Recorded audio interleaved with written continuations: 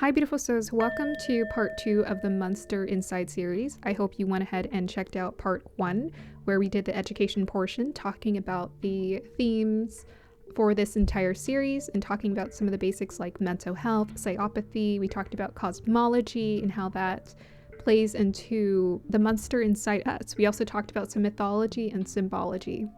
For this part 2, we're going to be doing an in-depth Vedic chart analysis for 6 profiles.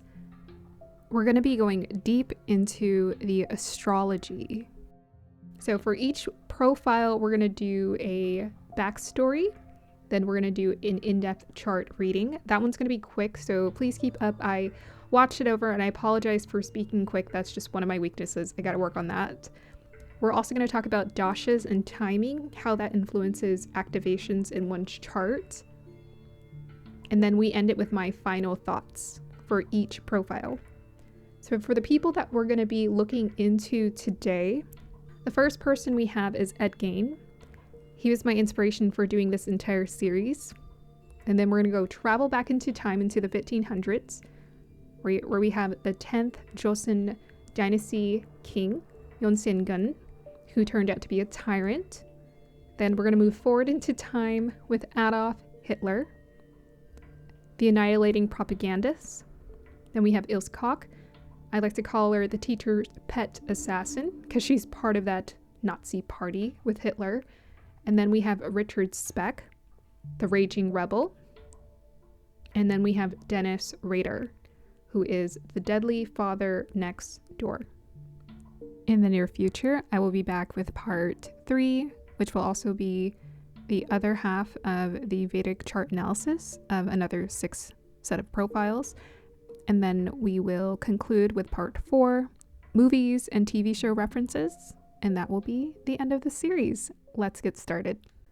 I like to refer to Gein as Momma's body collector.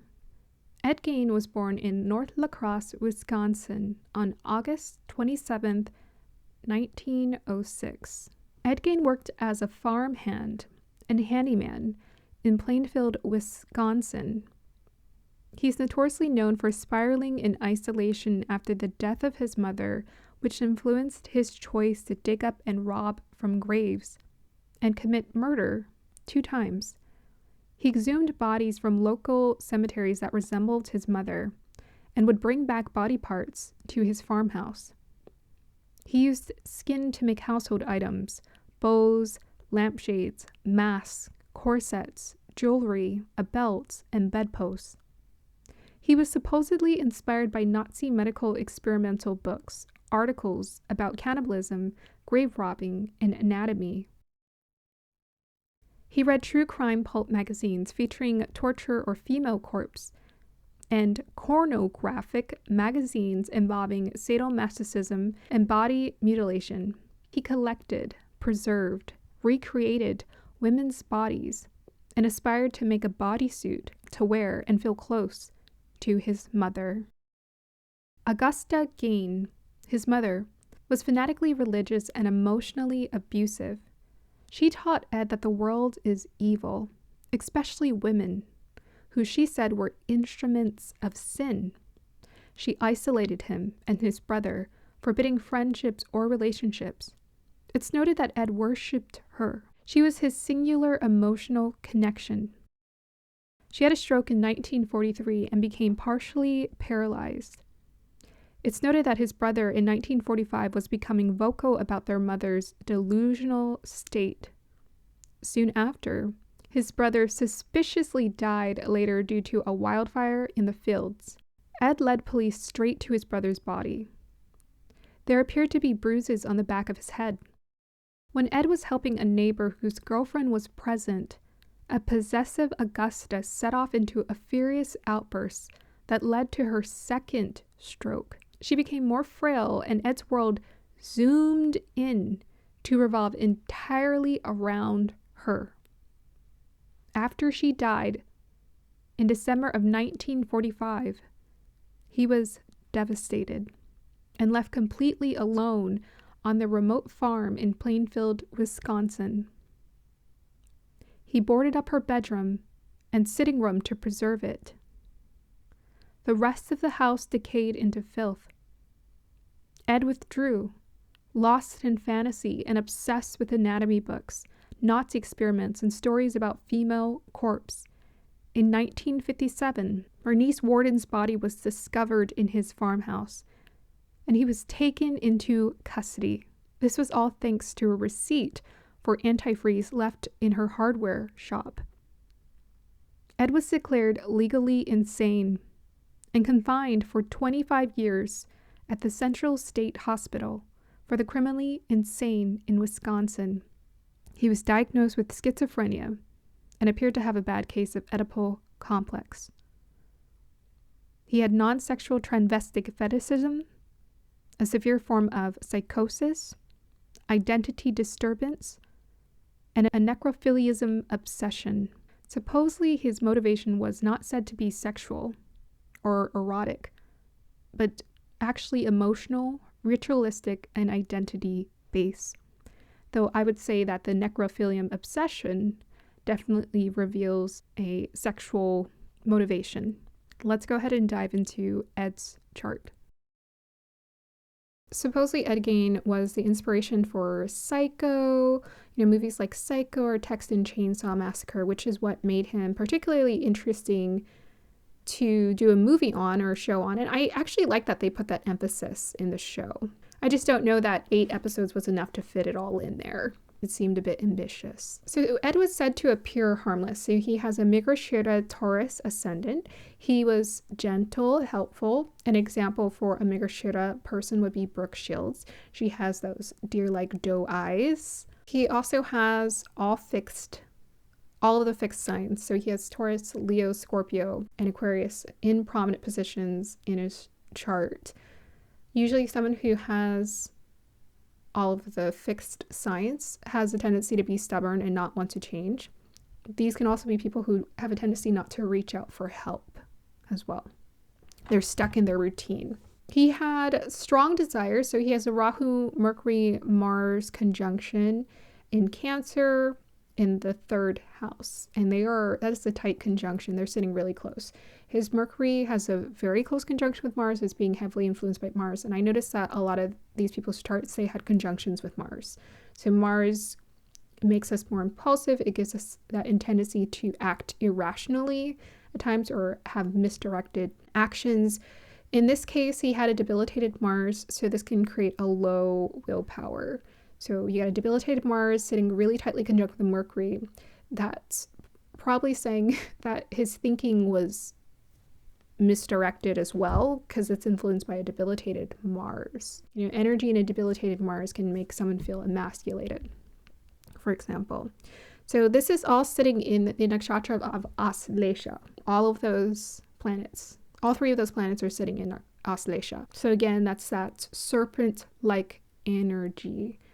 So his mother was considered to be very abusive, very toxic, and it looks like he definitely inherited that karma with her, with that heavy load of Cancer mother nurturing energy in his chart. Verbally, emotionally abusive Mercury, Mars in Cancer, that's very fitting, and Rahu there.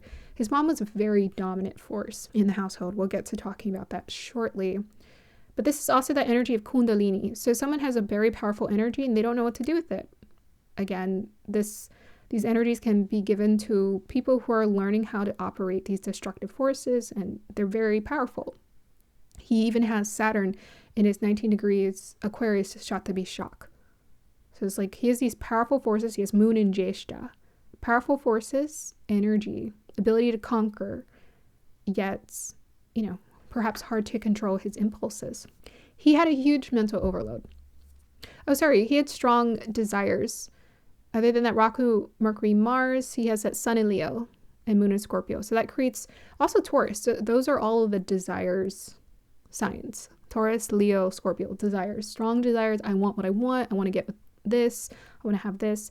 But his psychology was that he wanted whatever his mom wanted for him. His mom basically wanted to possess him, and he couldn't create a separate life from her identity. So when she was gone, he lost sense of what he was supposed to be aiming for in life. So for that mental overload, Rahu, Mercury, Mars. A lot of pressure. Aslesha is a Mercury-ruled nakshatra. We got Pluto Jupiter, Neptune sitting in Gemini. Jupiter and Neptune are sitting in Ardra. Pluto is sitting in Mrigashira. Again, putting the emphasis on a heavy mental overload. So he has his third house overloaded with a debilitated Mars and Mercury and Rahu sitting next to it. Those are strong energies all cased together. So that means obsessive thinking for sure. And he has Jupiter, the second largest graha, sitting in Gemini with Neptune, creative genius. You got Pluto there, transformative energy. So there is some really interesting underwiring that's happening with Ed's chart. Also, second house, we can talk about this, is connected to nourishment. So there is a theme about nourishment, or what he consumes. And there's a huge focus around upbringing, because second house is like your childhood, third house is when your community childhood, fourth house is home. So heavy emphasis around home life, his upbringing. With Jupiter there, it set his belief system for how he was going to live life and experience life. So with that Mrigashira, Gemini, Mrigashira in the second house. So obsessive thinking, Pluto. Yeah, Pluto's obsession could be fixed obsession. Jupiter, Neptune in Gemini, Mrigashira, Ardra energy, Rahu, Mercury, Mars, and Aslesha. And moon in Jyeshtha, which is Mercury ruled nakshatra. It's riddled throughout his chart. And then he also has some Mercurian energy, Venus in Virgo, ruled by Mercury. Saturn Aquarius is an air sign. So a lot of communication here, a lot of inner thoughts. It's crazy. You would think he had the potential to be a very social person. He did have the potential to be a social person.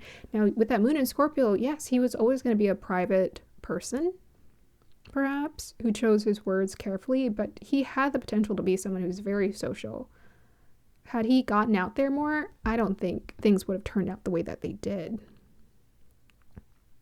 And he did. It's not like he didn't connect with the neighbor. He babysat for people, so he connected with his neighborhood. He isolated himself too long. So supposedly, if you look into the biography of his mother, supposedly his mother was pregnant with his older brother, just about to give birth, right before she got married. Her husband was an alcoholic. I'm going to talk about this, but he has a son in Leo in Magha. Magha is ruled by Ketu. So Ketu always brings some form of dissolution. So sometimes, that like a Magha sun person has a disconnect with their father, or their father isn't present in their life. His father wasn't present in his life because his father was an alcoholic. Sun in the fourth house, that can be iffy.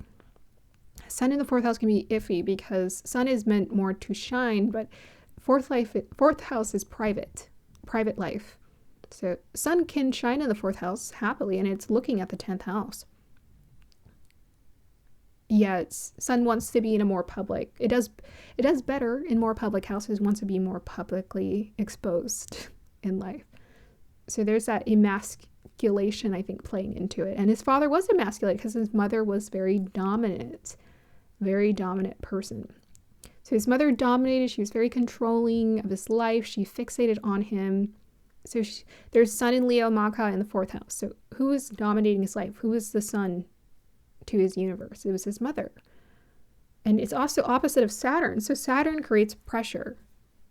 So Saturn it's not that far away. It's like 8 degrees away from the sun, but sun is a big raha. So sun is definitely looking at Saturn for sure. But there was some pressure I'm sure he experienced in the home life. Strictness, discipline, maybe even unusual personality from his mother. But then we also have this influence of Shakti-Shak. And Shakti-Shak is, again, the shadow side is it can be quite controlling and decisive of this is how things are going to go. This is how we're going to run things in the world. But his mom had the ability to run a household. And part of what I think created a lot of mental pressure for her was that she felt like she had to be the nurturer and the provider and do everything. What I'm noticing is that it looks like his mother had some sort of hyper-independence. She seemed like a very hyper-independent person, but also highly codependent, possessive of her son.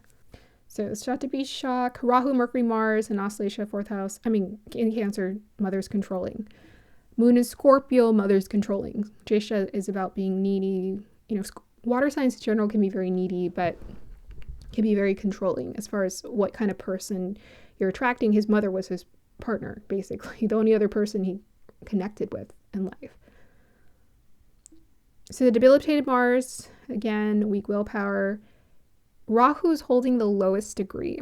So when Rahu's holding the lowest degree, that is more than likely a younger soul that is having a hard time controlling its impulses, its desires. He robbed, I think, about 15 graves, and he ended up taking 2 lives. Very impulsive, and it's emotionally motivated, it's mother motivated. He chose to rob the graves of people who looked like his mother, a likeness of his mother, and he ended the lives of 2 people who maybe were close in age to his mother when she passed away. So he has some mad scientist energy with that Ardra, mad scientist dissector. So he was literally working with these parts and he was collecting from the graves, and he was sewing them and drying them and manipulating them in all kind of different ways. Mercury, 3rd house, can also be very versatile, like hands, using your hands, being creative with your hands. He's Mercury supporting there. So it looks like he was quite versatile with his hands. He was known as being a handyman around the neighborhood. So that's very fitting for him. He's got Uranus is the intellectual genius and Sagittarius in the 8th house. Okay, so yeah, Uranus is the mad scientist, and it's sitting in... Oh, is that Mula? I gotta look at this next chapters again, but Uranus might be sitting in Mula. If it's not sitting in Mula, it's sitting in Purva, and Mula is the black occult Kundalini nakshatra. So he's got 2 Kundalini nakshatras. He's got the 2 serpent influences with the Scorpio and the Cancer Auslasia. Interesting. Do you see that? Do you see how those patterns just repeat? He's got Venus in Virgo and Chitra. So Chitra is also about creativity. Also Taurus signs, very creative as well. Taurus signs, he's got Venus in Virgo. In the 5th house, he's got Sun in Leo, and he's got a Taurus ascendant. So he actually was genuinely creative. Sad that he used it that way. Again, the programming, the 7 deadly sins, it inhibited his ability to use his creativity in an uplifting way. But Chitra is like the architect. It's about pretty pictures. So he was creating pretty things with these woman forms. So strong connection to creativity. He babysat people's kids. So like that 5th house connection, that Leo energy, he babysat people's kids.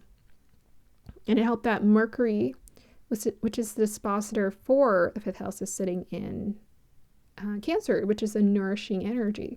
So Auslasias can be very empathetic, can be very caring. One who comes to mind is Hollyberry. So Hollyberry is like advocating for women to take care of their bodies, to understand, estrogen and aging and testosterone and hormones and all these kind of things. He seemed to have a low self-esteem. So to me, that was that Sun in the 4th house and the Mars in the Cancer, because those are big masculine energies, and they're sitting in feminine houses or signs. So that sort of, pulls back someone's light a little bit and makes them use it differently. He could have been, who knows, a counselor, a carer, a nurturer. He had the potential to be a nurturer. Someone who's very nurturing, very caring with the people he's around. But he didn't have, once his brother was gone and then his mother passed away, he no longer had a support system around him. He had no one to care with. He appeared to have some sort of warped belief system. So this is the Jupiter and Gemini and Ardra energy. And Ardra is ruled by Rahu, and his Rahu is sitting in the 3rd house with Mercury and Mars, a debilitated Mars at that.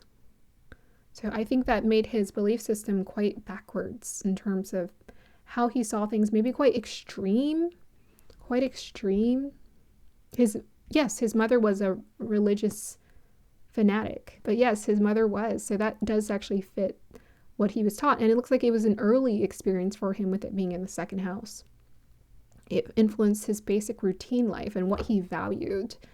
He was actually an avid reader. He was reading all kind of things all the time. So that's what he enjoyed the most, was the reading. He's also got, so the Rahu, Mercury, Mars debilitated in 3rd house is aspecting Ketu in Capricorn in the 9th house. So I think this influenced his belief system, and it made it more warped, because someone is very detached from having belief systems, so they're just going based off of programming. So again, usually criminals or people who get caught doing these darker things are not that, seems like they're smart, but sometimes they're not. Because they're just operating off of programming as opposed to like really thinking about things. Now, someone who has like a broader philosophy would be like an Adolf Hitler, right? He's not just going and ending the lives of anyone. He's specifically choosing certain people so that he can move up the rank and obtain certain things or live a certain lifestyle. So that's a higher level of consciousness, but still terrible. Still bad. And he also has that Uranus in the 8th house of death and sex. So maybe his beliefs around death and sex were just really radically weird, different.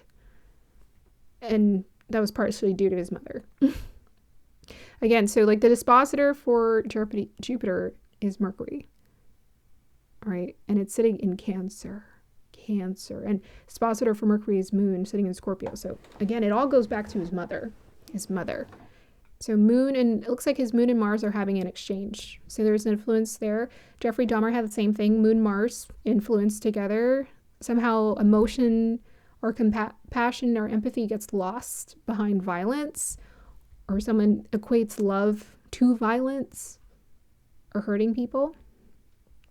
There's that connection. There was like some sort of confusion around women. So his mother taught him that women were sin. He felt like he was probably confused about his attraction. I heard that his mother saw him doing stuff in the shower and she grabbed him or something like that. And, it created a deep sense of shame and guilt. And it created a weird fixation. Because he has this fixation on women's bodies, but he can't touch, like, it has to be weird. It has to be corpse. I can't touch real women. And when we talk about the movie, we'll discuss that even further. So he has a debilitated Venus. So Venus is women, debilitated Venus. So that creates a complex or confusing relationship around women. So specifically, Venus in Virgo is like a sometimes critical women or someone who's attracts critical partners. Venus in Virgo can make someone critical of their partner. So referring back to him babysitting kids and being a nourisher. So Sun in the 4th house, Sun in Leo, so Sun is in its own sign and it's in the 4th house. That would have made him someone who's very caring, very nurturing. And maybe that's what his mother was feeling with him and why she was so possessive of him, is because she just wanted his love to belong to him. It was very mommy dearest, very controlling. We got Rahu, Mercury, Mars, and Cancer. Yeah. Babysat kids. Moon in Scorpio is a really good nourisher if it's evolved. Otherwise, it can make someone feel victimized. So usually with that Moon in Scorpio placement, someone usually feels victimized. Could be by the mother specifically. And I actually think he had a complex relationship with mother. I don't think it was all unicorns. I don't think he just thought it was a positive thing. It just became like a weird obsessive thing. Because his mother was not nourishing. That's why he was left hungry after she passed away, because she didn't feed him good nourishment. She fed him Jupiter in Ardra nourishment. She fed him Pluto in Gemini nourishment.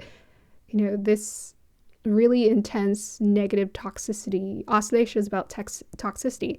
So he was essentially almost like a punching bag, but he was a sponge as a kid for sure, but as a person in general who soaked up all of his mother's negativity. And I'm willing to bet you they had some sort of karmic contract where he thought that was his responsibility to soak up all of her negativity, not understanding that if he just exercised his free will to stand up for himself, he probably could have lived a different life. But he soaked up his mother's toxicity. He just soaked it up and went with it. And he thought, well, after he stopped going to school after the 8th grade, he probably thought to himself, well, you know what? This is my life. Me and my mom. And me soaking up my mom's negativity and toxicity. And then last here I have noted is that he had a darkened reputation. So he has a Saturn retrograde and set to be shocked, but it's a devolved energy. One may try to become Varuna and control reality to suit their ideals. So this is internalized madness. His ideals was his mama.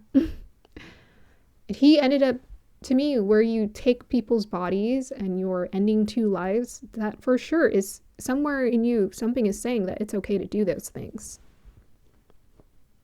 He thought his need to be with his mother was more important than those lives of those 2 women. Let's look at his dasha timeline here. So he was born in his Mercury dasha. So immediately we're getting this access to this Auslesha Cancer energy in the 3rd house. And his maternal mental programming is installed. Then he enters into his Ketu dasha from about 3 to 10 years old. This is where he gets installed with that Ketu in 9th house in Capricorn, a warped, stuck belief system. A warp, stuck belief system is installed. And then he enters into his Venus dasha from 10 to 30 years old.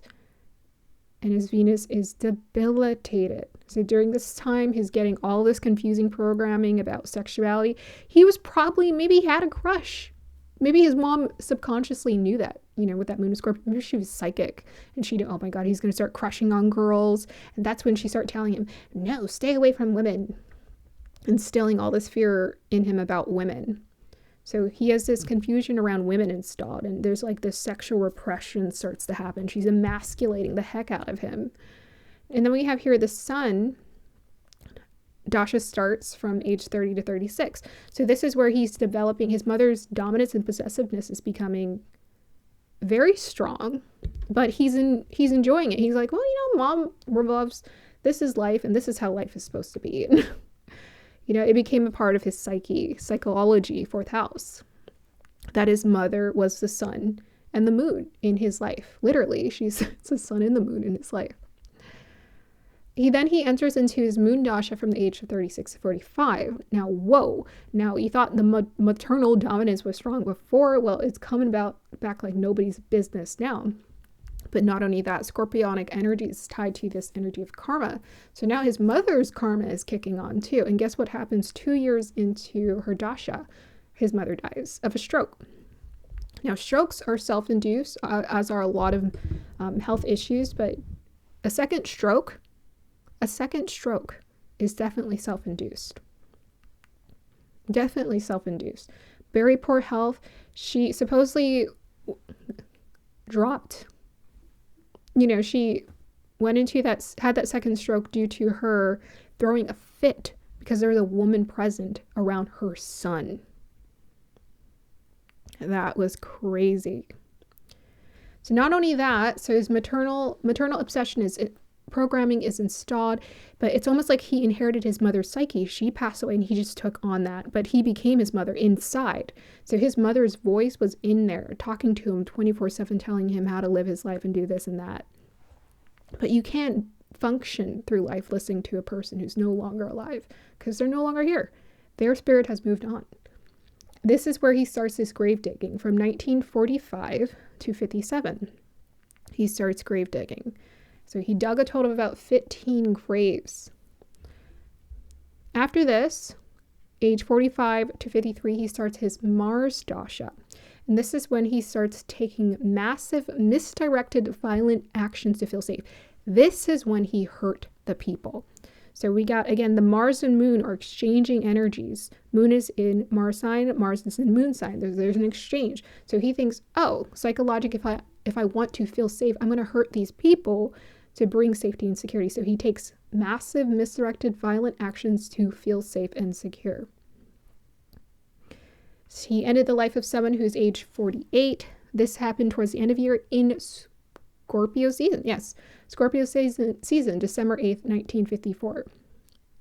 Mary Hogan. She was 51 years old. He was 48, so they weren't that far in age. This was during his Mars-Jupiter Ketu dasha. Mars-Jupiter Ketu. Then we have here, I'm not entirely sure what nakshatra his, hold on. Oh, it's in Shravan. The listing year. Oh, okay. And Shravan is ruled by moon. Okay, that's interesting. His Ketu is ruled by moon. It's in Shravan nakshatra, which is about listing. The listing, the year, the one who limps, compassion. So he was feeling particularly sensitive, but there's that Saturn influence, so there's a pressure too. Jupiter warped philosophy, telling him, yeah, you should do this. It's a great idea. Right, at the age of 51, he ends the life of Bernice Worden, who's 58 years old, on November 16, 1957. So that looks like it's right on the edge of Libra and Scorpio season. And lo behold, I wouldn't be shocked if it was probably Scorpio, maybe the first day of Scorpio season, Sun and Scorpio. Mars Ketu Saturn dasha. So I think it's interesting to note that Ketu is here. Ketu, because Ketu is connected to that karma.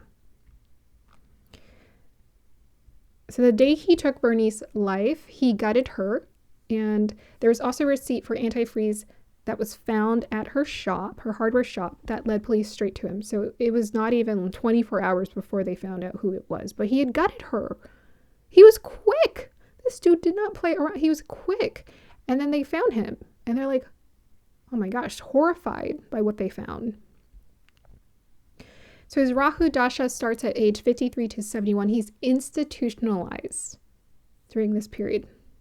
He's institutionalized. So he's got that Rahu third house in Aslesha. I think that's probably when I don't know when his reputation became a big thing. It might have been that, because he was found at age 51, but it might have been that time when the notoriety, the notorious reputation started spreading about him. But Rahu, again, is influencing his third house, and it's in Cancer, so this is the psyche, and this is when he's being, diagnosed with all of these things. They're like, oh, this is what's going on with you, Ed. His Jupiter Dasha starts at 71, and it goes to he dies at age 77. So he died in his Jupiter Mercury Dasha with respiratory and heart problems. So his Jupiter Dasha is in Ardra. Very interesting, ruled by Rahu. I think Rahu can easily bring sudden events and experiences that happen. Second house can literally be, isn't that not like throat? But maybe there is a connection to breathing, because we got the mouth, respiratory system, right? So the mouth, and Gemini is air. So maybe that does fit. But he had heart problems, which that sounds like his sun in Leo. In the fourth house, that sounds like heart problems right there.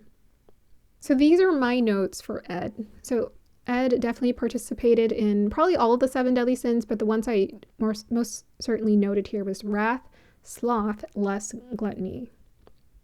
He was in poor health. He was not taking care of himself. Once his mother passed away, his environment absolutely fell apart. It was as though his mother had essentially sabotaged her son with her own distortions and fears.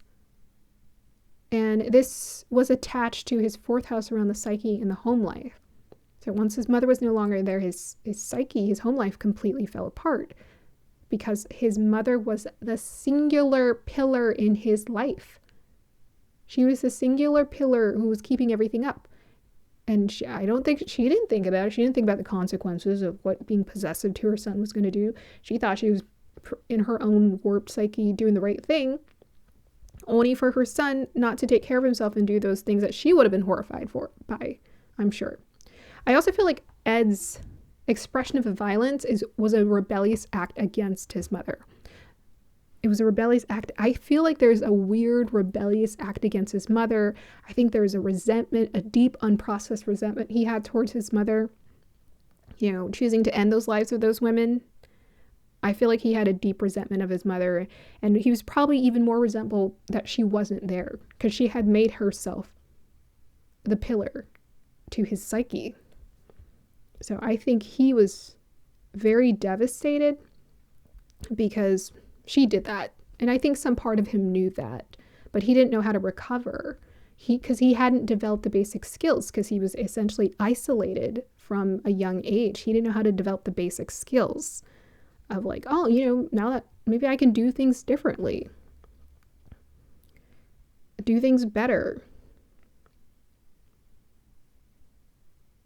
He completely neglected. He neglected himself. His mother neglected to emotionally be compassionate and kind with him and allow for him to embrace independence and think for himself. So therefore, he was taught to not nourish himself, but to neglect himself.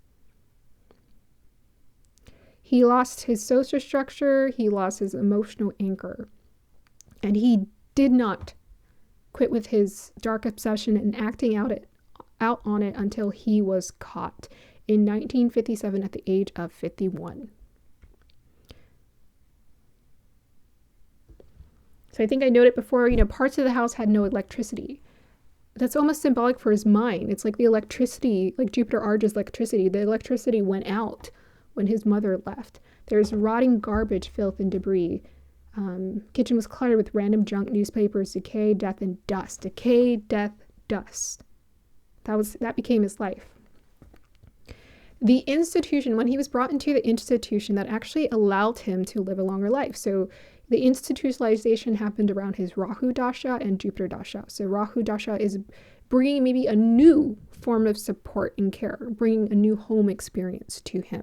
So he was given stability because his mother didn't teach him how to create it for himself psychologically by leading by example at the very least.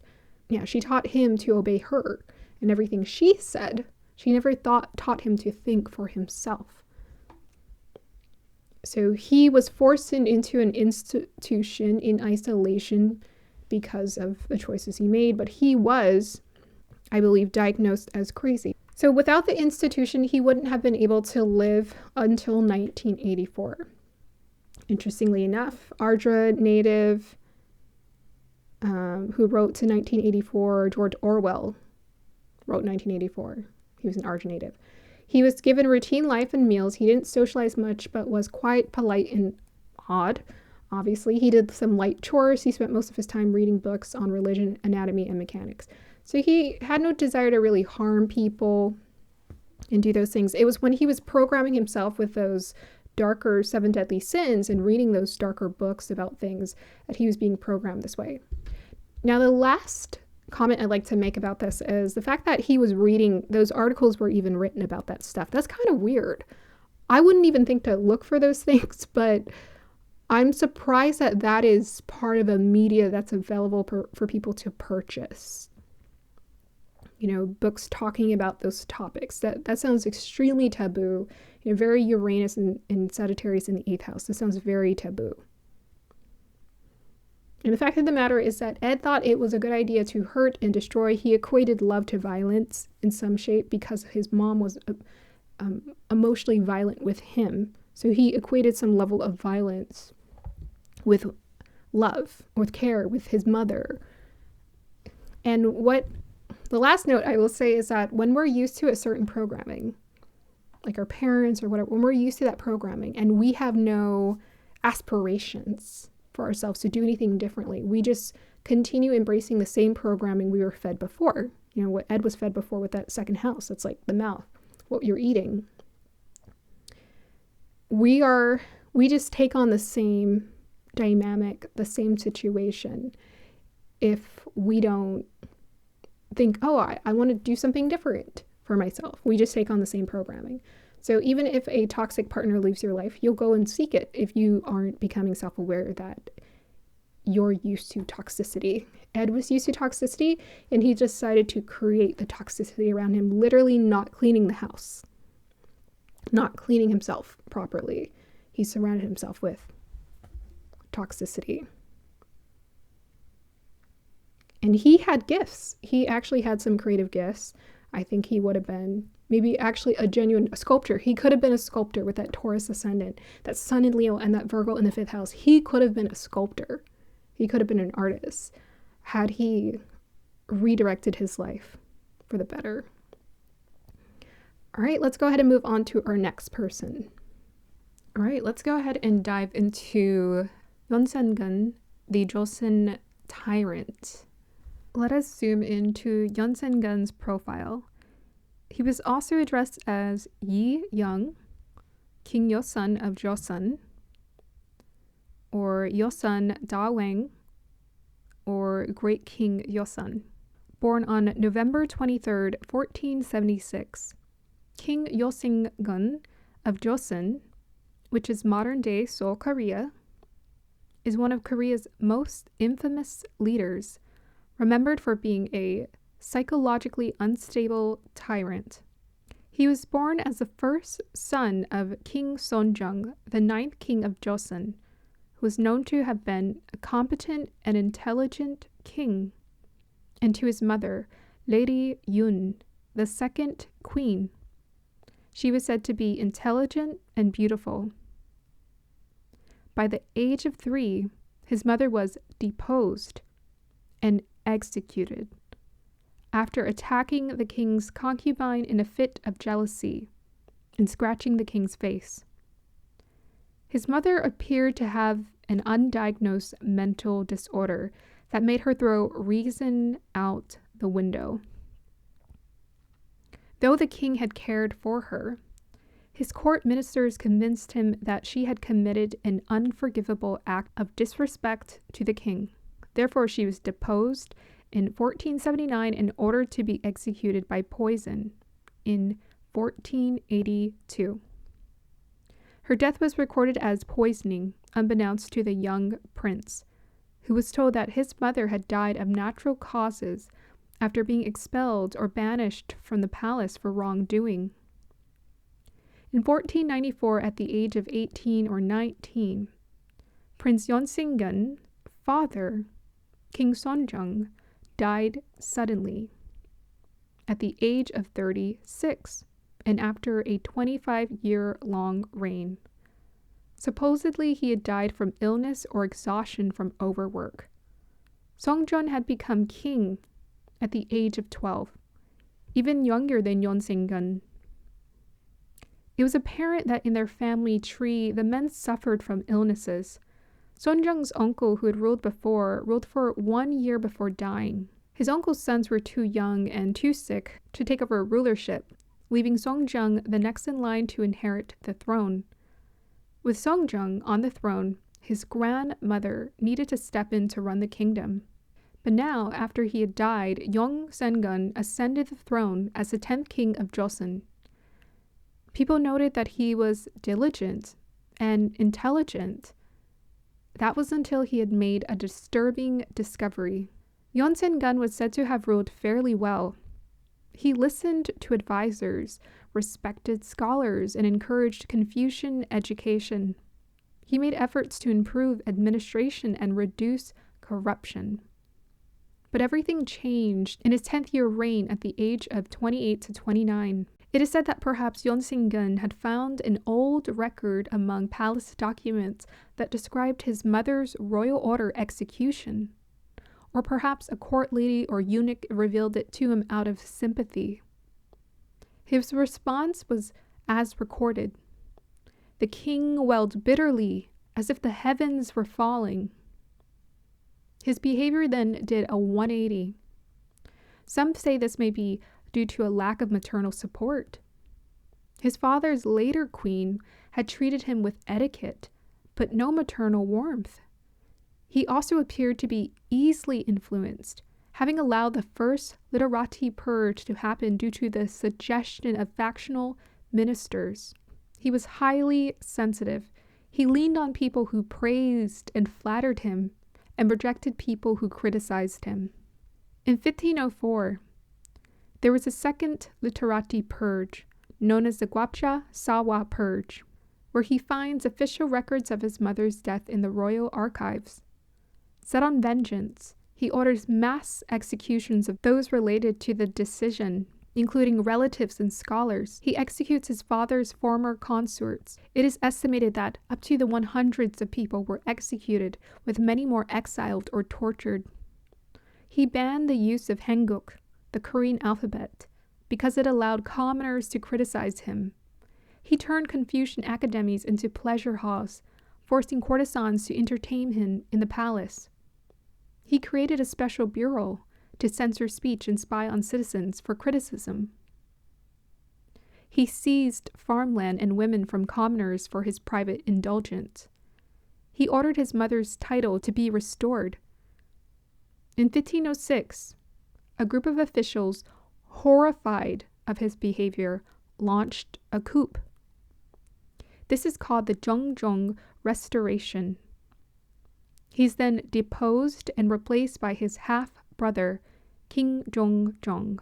He's exiled to Gwanghwa Island, where he died soon after, perhaps due to starvation or illness, and he's officially stripped of his king title.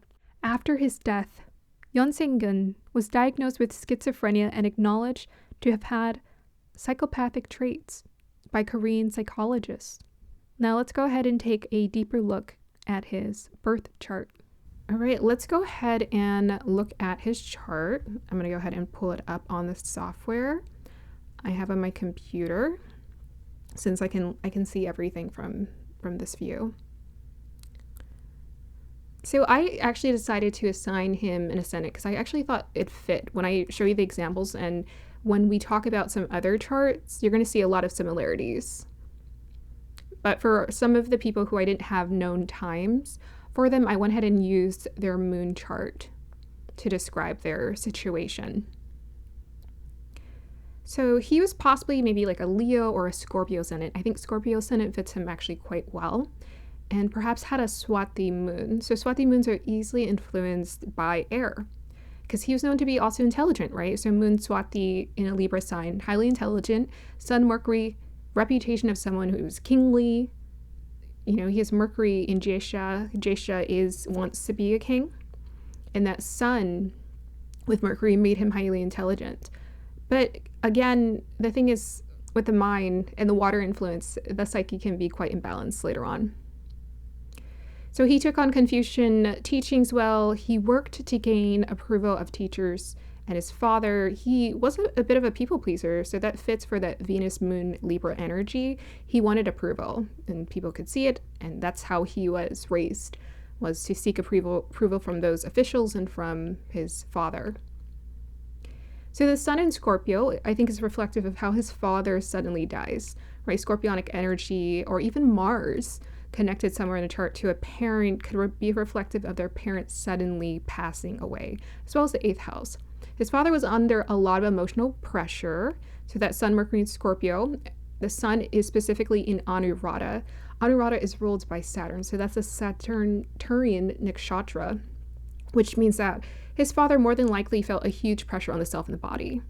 So supposedly his father had died from some sort of exhaustion or overwork. I would say a sun in the 1st house in the nakshatra of Anuradha fits that. So there's a huge pressure on the self and the body.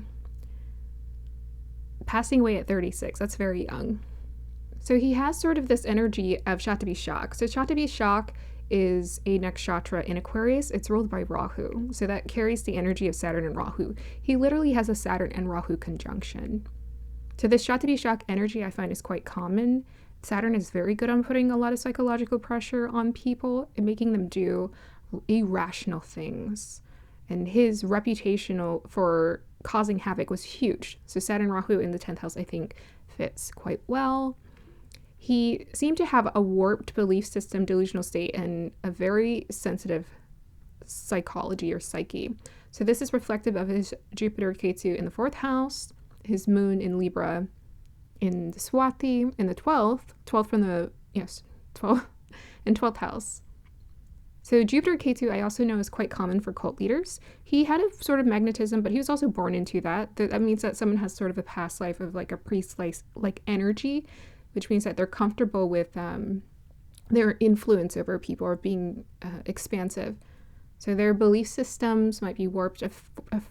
Originally, he went with the traditional belief system, and then he decided to totally change it. And this I also think is quite reflective of Moon and Swati, because Swati's, any Rahu-ruled nakshatras are all about futuristic thinkings. So he, even though he was doing a lot of crazy things in terms of how he was reforming the experience in the palace, it was futuristic in a sense that he went totally against tradition and he didn't really care. So some part of him had to allow him to do that. And I think that Rahu energy, that Swati energy fits quite well. He was quite vengeful. So Sun, Mercury, and Scorpio, he has this Mercury specifically in Jyeshtha. Jyeshtha is that serpent-like energy. He also has that Rahu in Leo, which creates a dominant or combative personality, someone who wants to fight or claim that they're better or superior, as well as Scorpio is about that superiority. So he has that Scorpio ascendant, again about superiority, wanting to be a king.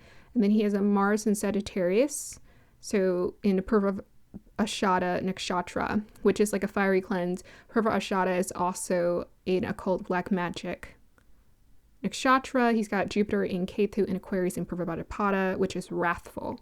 It's a wrathful nakshatra, and it has a very, when a planet is there, especially when he has Jupiter there, you have a big planet there, it can actually create quite intense anger issues. So just an overall vengeful state. You wonder, why did he turn so fast? He was quite vengeful. Like, he was harboring a lot of unresolved issues underneath the surface. And that K2 energy can keep it hidden until the right time it strikes. And part of the reason why it comes out later for a lot of these people is because of a past life experiences are triggered. So like something in the past life starts to trigger and activate in the body, where it's just like suddenly they're downloaded with all of this wrath and anger. But of course, the story unfolding on Earth has to be convincing, right? It has to be, oh, his mother was taken away. I also think that Jupiter and Ketu, his mother being taken away, like he had a delusional idea or concept of his mother. His mother was deposed. He didn't see her at the age of 3. So he hardly doesn't even have a memory of his mother. If anything, he had delusional like fantasies about what a mother was, because he probably saw the concubines or the courtesans, the other queens mother their kids. So he imagined what a mother was like, but he didn't receive that maternal warmth from any of the women, which I thought was interesting. He was probably spoiled, but he probably needed his mama. And that's why you do not take the mama away from the child. So he had a strong chart with a huge magnetic pull and a ripple effect in society. When he suffers, everyone else must too. So those people in those public, if you have planets in those public houses, those people are going to make the public suffer with them. So very narcissistic, which takes me to, he's selfish, he's narcissistic. So he's got Sun in the 1st house, Rahu and Leo in the 10th. Yeah, I think that fits very much for someone who's narcissistic or overconfident, but deeply insecure with that Moon in the 12th house, deeply insecure. So he had the 7 deadly sin of lust big time. He was essentially taking advantage, sexually assaulting. I heard he assaulted women up into the thousands, but it was a lot. He was basically taking women, married women from homes, anyone. He didn't care. He had no discernment. He was just taking any kind of woman. And with that K2, in the 4th house, one is starving for nourishment. Right? They're starving for nourishment, so he's probably trying to seek it through these lustful connections. He had that Venus-Moon conjunction in Libra, so that can create someone who is very heightened with desiring love and beauty. He wanted these courtesans to entertain him in the palace, to dance, and then he would humiliate the women. Courtesans, commoners, he didn't care. So we have Mars in Sagittarius in the 2nd house aspecting the 8th. Then we have Scorpionic energy, Sun, Mercury, ascendant in Scorpio. And I often find that men who have water signs strong love beautiful women. They love beautiful women, and women tend to be attracted to them too. So he was known to be, actually, I forgot to note this, but he was actually known to be attractive. He was young. He was known to be attractive. He was known to be young. So he could have attracted that, but he was not okay in the head. There was a courtesan he was really close to, or a concubine, Was it concubine? Same thing, I think. Or a courtesan. But he was close with her. It was one or the other. It was either the concubine or the courtesan. They were very close. And she treated him like a baby is what I heard. And he liked that. And she flattered the heck out of him. When he was removed from his position of power, she was removed. Because she had enabled him. And that's the thing. He wouldn't have been able to get away with any of this unless people were already enabling him. People were already enabling him. So he had a sort of sensitive emotional overload. So he's got that stellium in psionic energy, Sun, Mercury, Uranus, Neptune. Yeah, so he has Uranus and Neptune there. So there's like this unusual energy. People are just like, whoa, dude, you're weird. Like, why are you doing this? Because he wasn't healed. It could have expressed itself in a very unique way, a healthy way, had he been healed. So he possibly... Yes, it makes sense if he was super sensitive and emotional to have Jupiter K2 in the 4th house, to have Venus, Moon in the water houses. Like, these are signs that do like to be, all of these signs, Jupiter, K2, Venus, and Moon, they do actually like to be in water signs. But they are, or at least water houses, but they're still in balance. I think the emotional experience also is quite confusing for him. You know, with Venus, Moon in the 12th house, like, he doesn't know how to process his emotions. It's sort of suppressed under all of his mysterious energy. And then we got that Jupiter K2 in the 4th house. He just didn't know how to process anything. He just felt a lot of big emotions and he just took actions. He didn't know how to process any of it. It's kind of crazy. So he was asked to, part of his karma was to go through. So part of his karma dharma was to constantly uproot, to transform this chaotic energy, to process it. He was asked to, in his life, the reason why he kept going through those like crazy flips, like a 180, is because that's part of his life experience, is for him to go through a personal transformation. The problem is he was supposed to be experiencing it internally, not externally to that extent. And I'll talk about that more later. There's just so many signs of what the karma dharma here was in his chart. So that stellium in Scorpio, huge. Your dharma is to transform. Your dharma is to transform. He felt extreme leadership pressure. That, I think, is what caused the psyche overload as well. So you got that Saturn Rahu that magnifies the pressure, that magnifies the intensity, the depression. And not only that, it has an egoic expression. So when he feels that pressure, he makes everyone else feel bad too, because he makes it about him. So this is someone who cannot recognize the pain of other people. You know, he shuts that off and all he feels is his pain. We got Mercury in Jyeshta, who wants to be the king. We got Sun in Scorpio on Arada, ruled by Saturn. So again, that Sun personal identity is huge. He's experiencing huge pressure, and especially if it's in the 1st house. He was most certainly obsessive with a stellium in Scorpio, and he had a Venus in Vishaka. So Vishaka is known to be quite an obsessive nakshatra as well. It has a single focus, and his single focus was pleasure. So his lust was the primary motivation for him. Him getting what he want is what helped him to feel better. And then the other part was like taking lives as well. So he, most certainly this king embodied the victim archetype, big time. He saw himself as a victim. He's like, oh my goodness, you guys took my mommy and now you have to pay. Everybody in the hundreds has to pay it. It's ridiculous. He didn't even know this woman. But as I will mention before, there's a reason why taking a child or taking the mother not being in the child's life is very, like, that is harsh karma. Now, part of that was his karma. Part of that was his karma to be without a mother. To be without a mother. He had to figure it out without that energy. And he had to learn how to create it for himself. He had the ability to access it. He's got that Jupiter K2. He has some sort of like past life ability to access true divine nourishment, but it was very warped. And looking at the degrees here, it looks like Jupiter is carrying the lowest degrees. So there's this, the belief system is deciding what gets to dissolve. So the K2 is about dissolution. He's deciding, okay, if this works against my belief system, you got to go. And that's how he executed people. Let's talk about the timelines in the dashas. So we got Rahu from Rahu dasha, if this is just estimations, from 1468 to 86. Rahu is conjunct Saturn in Leo. So he's born in his Rahu, around his Rahu Mercury dasha as a prince to king and a queen. So that fits. He's got Rahu and Leo in the 10th house. So you're born immediately, you have these royal duties, you are a king. And he has the kingly, obviously Leo is a kingly nakshatra. Rahu in Purva Bhadrapada is ruled by Venus, so there's that pleasure.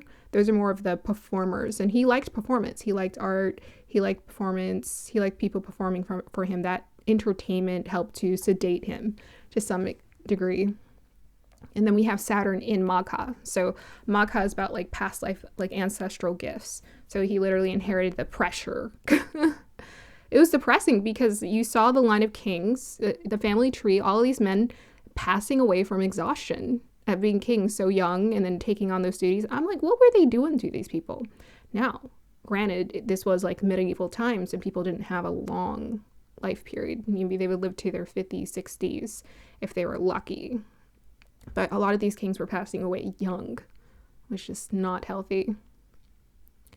So it was good that, ultimately Korea did change the structure of their system because it wasn't helping these people who had this immense amount of responsibility. It's, oh my God, it's insane. So during his Rahu Ketu period, his mother is deposed. She's stripped of her title, and the maternal nourishment leads to psychological trauma for him. He essentially has what is called an underdeveloped psyche. So that's why he couldn't process. He had an underdeveloped psyche. So immediately, hopefully, the kingdom should have been like, dang, we shouldn't have took this guy's mother. Maybe next time we're going to give him an adopted mother. Because at the very least, that would be something. Now, I'll talk about it later, but the whole karmic loop with how his mother went out was messed up too. So around 1482, he's 6 years old. He's going through his Rahu Venus dasha. His mother is executed.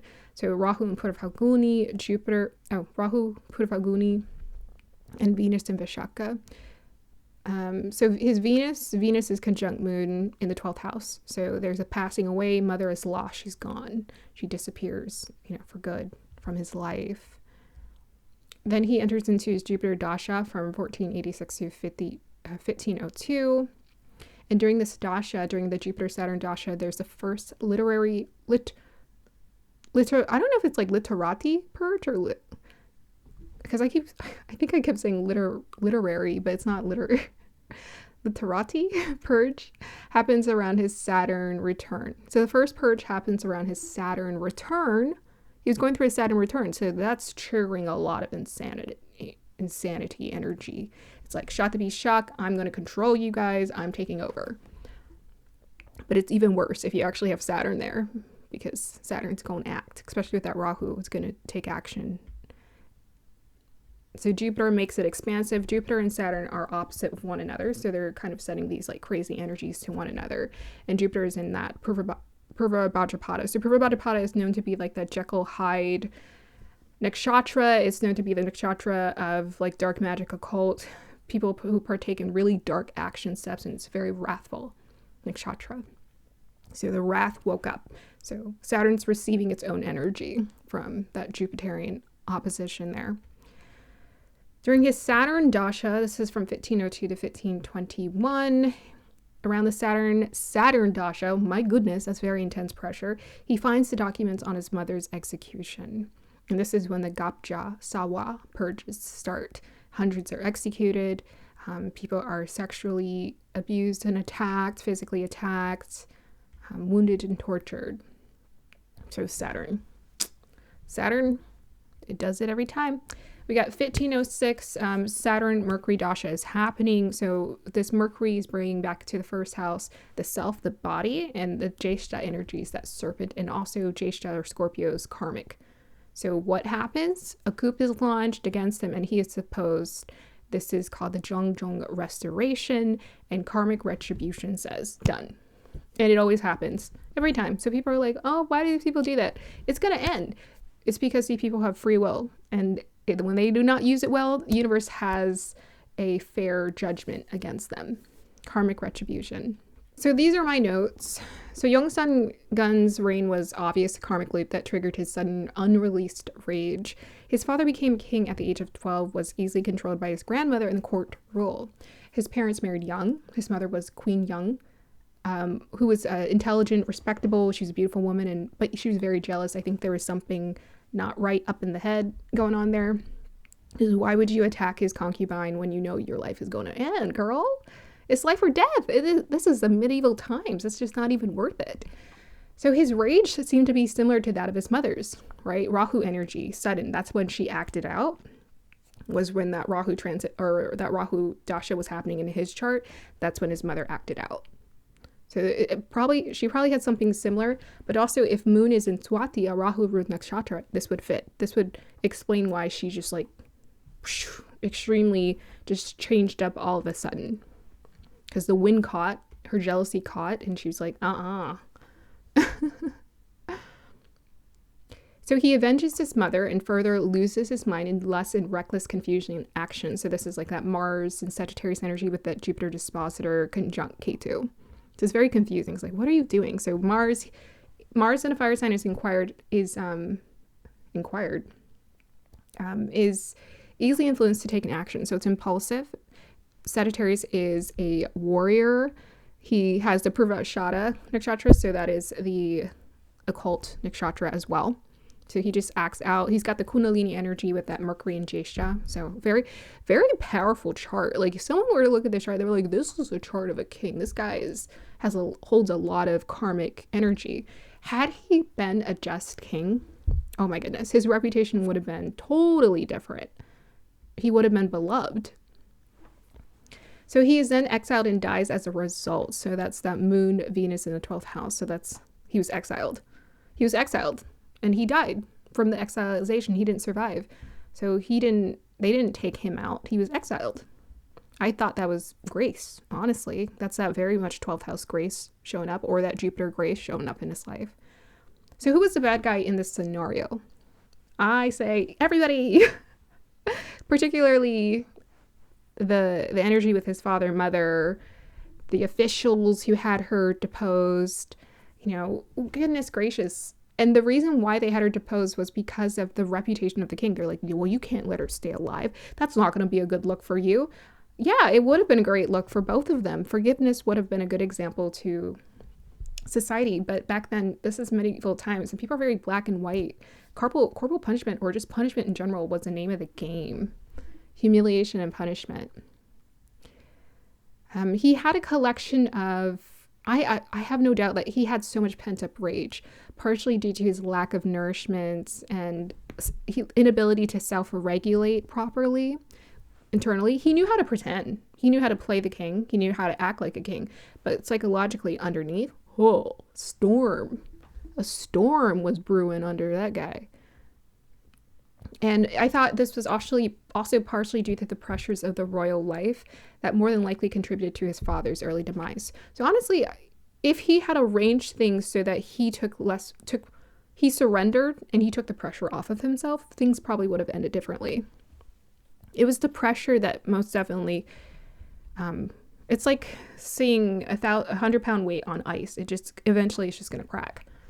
And that Saturn energy and Aquarius energy is icy. The psychology just cracked.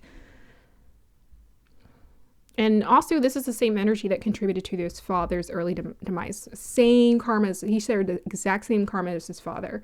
There was that Saturnian energy, his father, with that sun in Anuradha, ruled by Saturn, and Saturn sitting in with Rahu. He had the same exact karma as his dad. His dad just held it in. And his dad ended up dying from overwork and illness. He didn't die from overwork and illness. His dad did. So dad couldn't handle the pressure either. He just passed away from it after his 25-year reign. But Yeonsangun, the difference with him is that he pursued pleasure. So that feminine energy in his chart, the love of entertainment and pleasure and relaxing, if he had leaned into that more, he would have lived a long life, but not from a gluttonous perspective. Like, he was very gluttonous about his appetite.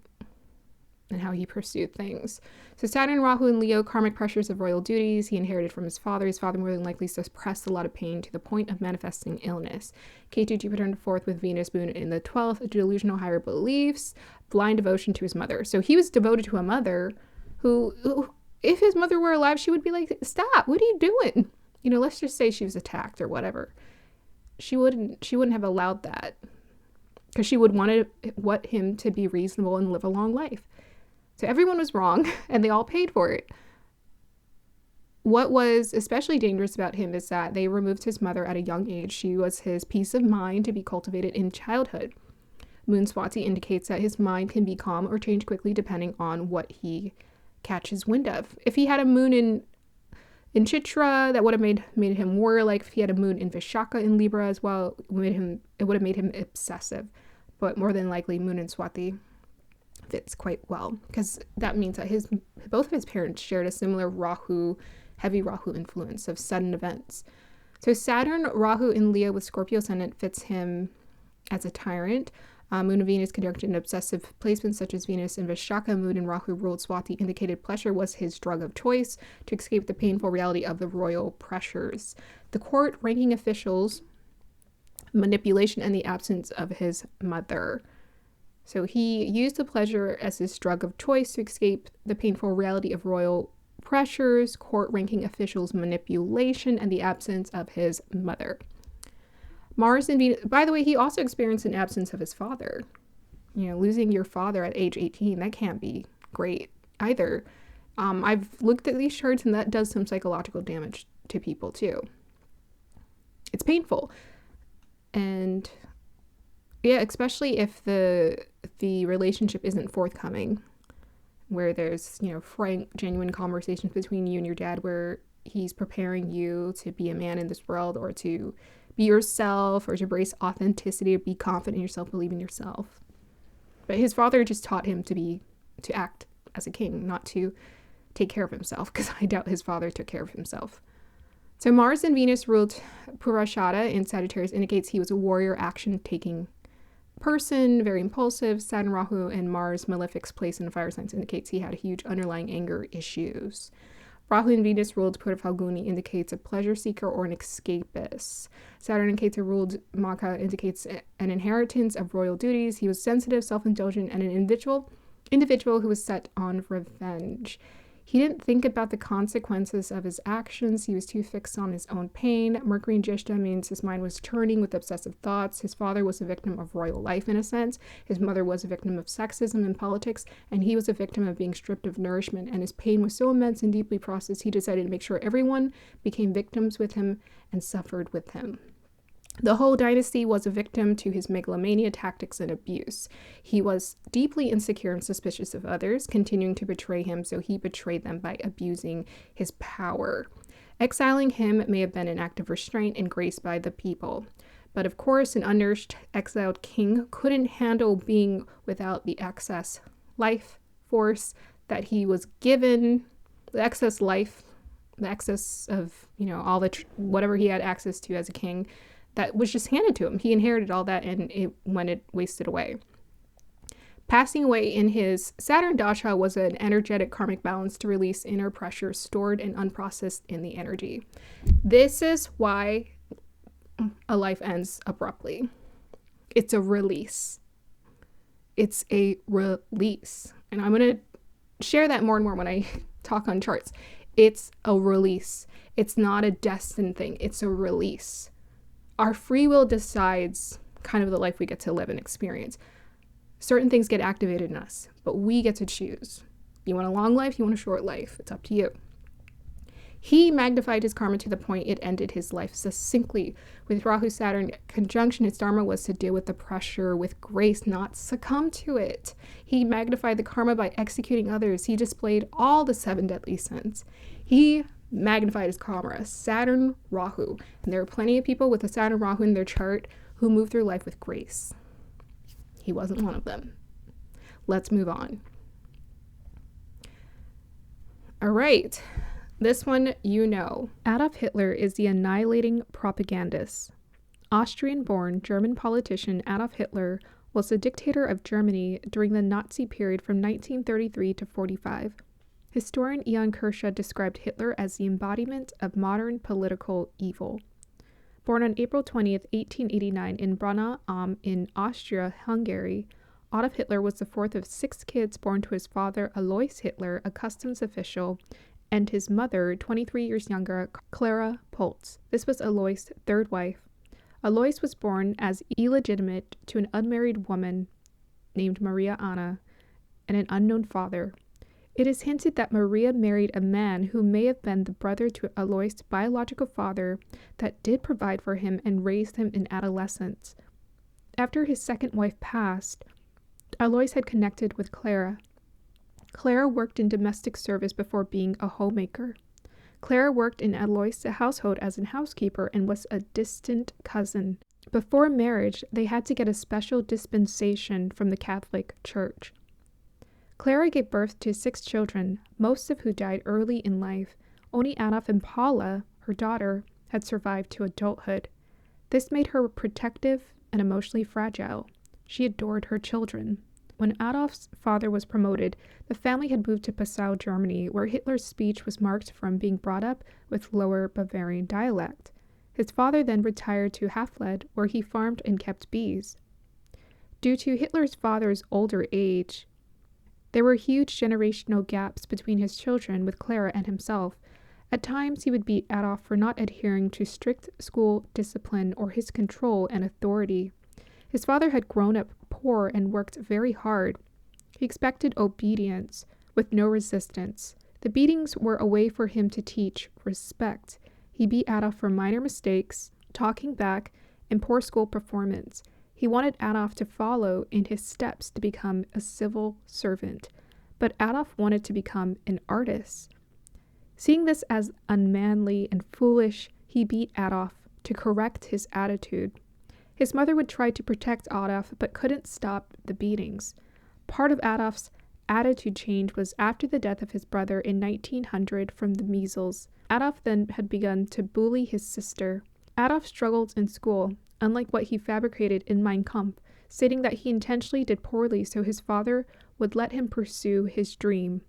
He developed German nationalist ideas in his youth and used the Heil, H-E-I-L, greeting with his friends. His father suddenly died January 1903. Adolf Hitler then left Linz and attended Rural School in Steyr in 1904. After retaking an exam and passing, he left school for good around age 14. Then he went back to Linz. Then in 1907, Adolf Hitler left Linz to live and study fine art in Vienna. This was financed by an organization referred to as the Orphans' Benefits and his mother. He applied to the Academy of Fine Arts in Vienna and was rejected twice. They suggested he apply for the School of Architecture. He didn't qualify because he didn't finish secondary school. His mother suddenly died in December of 1907 of breast cancer at the age of 47. During that time, at the age of 18, he watched as his mother deteriorate while physicians prescribed her medicine to subdue the pain. In 1909, he ran out of money and lived a homeless bohemian lifestyle. He earned money as a casual laborer and doing paintings where he would sell watercolors of Vienna sights. He loved music, having attended 10 Lohengrin Richard Wagner operas. In Vienna is where he adopted even more of the racist rhetoric. Newspapers promoted prejudice, instilling fear of an influx of Jewish people into Eastern Europe. He admired the work of Martin Luther. After inheriting the final part of his father's estate in May 1913, he moved to Munich, Germany, and was drafted into the army only to be deemed unfit. Having lived in poverty, he had been malnourished. He then went on to volunteer for the Bavarian army, which shouldn't have been allowed because he was an Austrian resident. There was a period where he would draw cartoons that provided instructions in the army newspaper. He experienced many brushes with death. He was pulled out of rubble, struck with mustard gas, constantly wounded, and needed to recover in hospitals. On October 15, 1918, He is temporarily blinded due to a mustard gas attack. While hospitalized, he learns of Germany's defeat from World War I. In his biography, he mentions he suffered a second bout of blindness after receiving the news. With a preference for war, Hitler had called World War I the greatest of all experiences. He's also convinced that Germany has been stabbed in the back by Jews, Marxists, and those who signed the armistice, ending the war. The Treaty of Versailles stipulated that Germany relinquish several territories and demilitarize the Rhineland. Germany was imposed economic sanctions and levied heavy reparations. Article 231 was interpreted as declaring Germany responsible for war. This interpretation ultimately determined how Germany responded to World War I and why they ultimately were responsible for initiating World War II. July 1919, Hitler went on to work as an intelligence agent for the army. His assignment was to influence other soldiers and infiltrate the German Workers' Party, the DAP. He joined the party as member 555. The party started its count at 500 to fluff up the numbers. At a meeting, he impressed the others with his oratory skills and attracted the party's chairman, Anton Dreckler's attention. He would go on to attract other high-ranking members as well, who would ultimately become mentors. The party then became known as the National Socialist German Workers' Party, the Nazi Party. Hitler discharged from the army on March 31, 1920, and became a full-time worker for the party. Hitler became the propagandist machine he felt called to be. Though solitary and not very sociable, he liked to dominate through his monologues. He was incapable of two-way discussions, but was good with nationalist rhetoric. He was secretly given funds to promote his propaganda.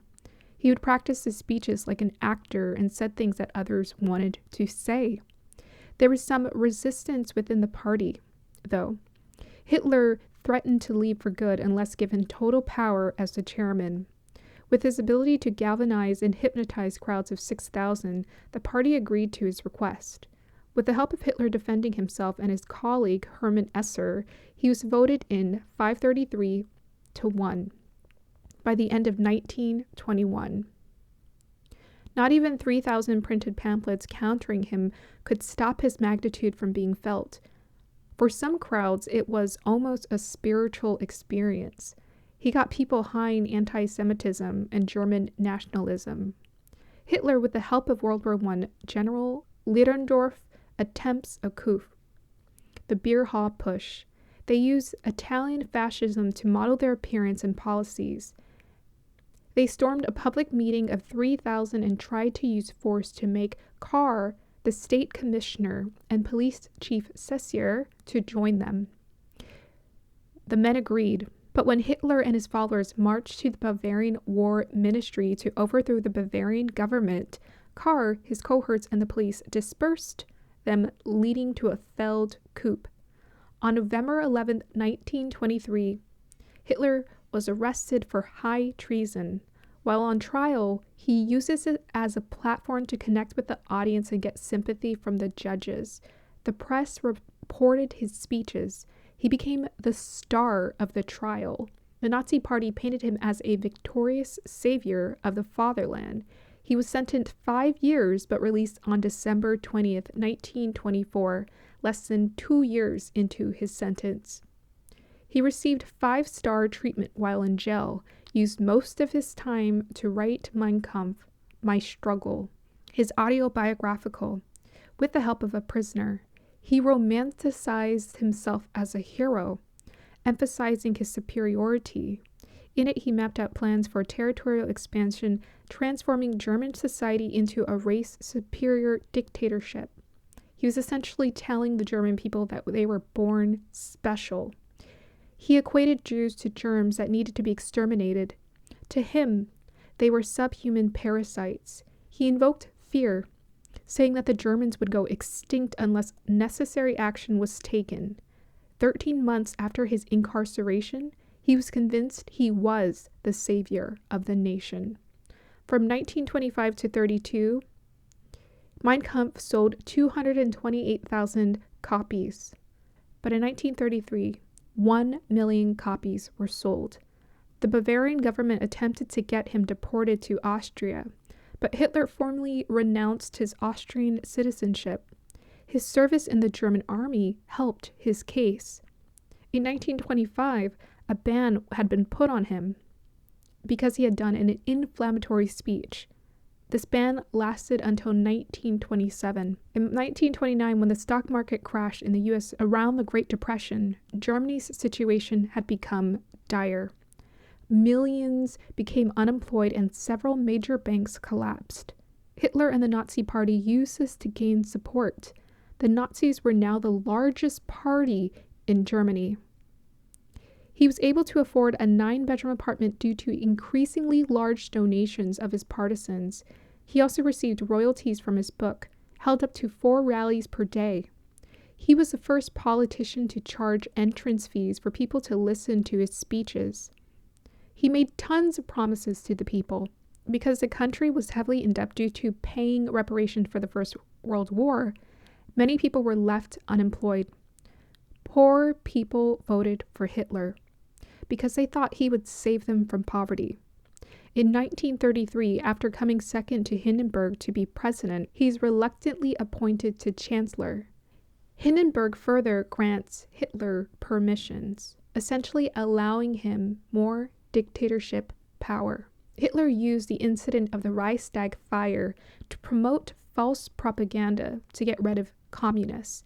He needed the army's support.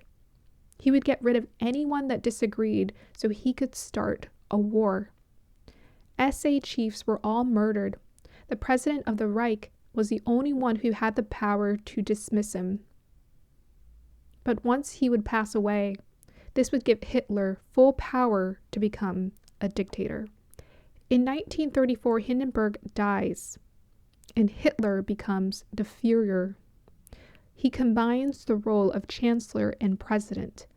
While moving up in power, Hitler is indulging behind the scenes with his mistress, hoarding and stealing art, living in a 30-room mansion. From 1933 to 45, the Nazi Party took away jobs from the Jewish people. Concentration camps were established. Jews were stripped of German citizenship and banned from marrying non-Jews. Jewish businesses and synagogues are destroyed. Kids are expelled from school. Property is confiscated. Walled-off ghettos for Jews are formed, and mass shootings take off. Jews are deported. Gas chambers are used on a massive scale. The list of victims included Jews, Romani people, also referred to as gypsies, disabled people, Soviet prisoners of war, and others. This is all referred to as the final solution. This simplification of this being the final solution is very Aries and Aswini Nakshatra-like. 6 million Jews' life were taken, with millions of others who were harmed. Up to 20+ million soldiers had died in the war. By this time, the Jewish building owner, Hugo Erlander, whose building Hitler lived in, had to forcibly sell his property and was sent to a concentration camp. But somehow he managed to survive the war. Hitler would also go on to let the Jewish physician who had treated his mother escape. In 1936, he remilitarizes the Rhineland and breaks the Treaty of Versailles. He annexes with Austria, and on September 1939, he invades Poland, and World War II officially takes off. 1940 to 41, he conquers much of Europe and partners with Italy and Japan. In 1941, he invades the Society Union and declares war on the U.S. after the Pearl Harbor attack. 1943 to 44 is when there is a huge turning point. The Germans experience major defeats, such as Stalingrad and D-Day. April 29, 1945, he marries his longtime mistress. On April 30th, he and his now wife choose to end their lives. Her with a cyanide pill, him with a pill and a gunshot. By this time, on a daily basis, he was taking up to 28 injections by his private physician. In the end, Hitler had appeared very mentally unstable. getting rid of his officers when plans didn't work. He used boy soldiers to fight the war. He took no accountability. This was made apparent through using Jews as a mystic scapegoat, and his final days were spent hiding in a bunker, living on preserved food. He requested his and Ava's body be put on fire. Years later, his dentals proved as evidence that he had officially been deceased. Many times, his own people, the Germans, had attempted to assassinate him to end the war. Every time he survived, it gave him more momentum, saying that God had protected him. He even claimed to be connected to his Aryan lineage of strong leaders. What seemed to work was brute force and the element of surprise, but the world wasn't going to let Germany continue with the madness. In the end, Germany was left in total ruin. 7 million German civilians died in the war. 12 to 14 million ethnic Germans fled and were expelled from Eastern Europe as borders changed. Nazi war leaders were prosecuted for war crimes against humanity. The economy completely collapsed.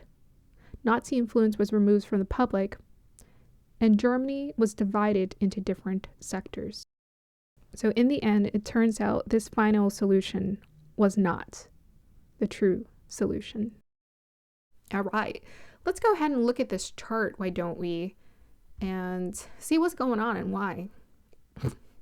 First, he was a Libra Chitra ascendant, very self-conscious about his image. He wanted to come off when he was promoting himself as a soldier monk, which also fits with his Moon Jupiter Ketu in the 3rd house and his Rahu in the 9th house. And Rahu is in Rahu is in Jupiter's nakshatra in the 9th house, which is Purnavasi, which is about the returning light. So he wanted to feel like he was seen as someone who was bringing light to the German people and revitalizing them. That was for sure intentional on his part. So he wanted to maintain this pure, pious, perfect reputation and hid his relationship for many years with his much younger, 17-year-old lover here. Chitra is also ruled by Mars, and he's known for war, being a war leader. He posed for lots of pictures. So Chitra is also known for, photos, pretty pictures. He was quite photographic. They used a lot of postcard propaganda, a lot of image propaganda, a lot of news, TV propaganda to galvanize the people, to persuade them. And his image was galvanizing. He's got actually Sun in the 7th house. So he does have a strong Libra-like energy, and he's got Venus there, where it's like very magnetic, very attractive, very much pulling in people. People are like, well, why were people like that? Why would they? I'm like, I don't know. If you were in a room, you might be like, maybe, but maybe too crazy.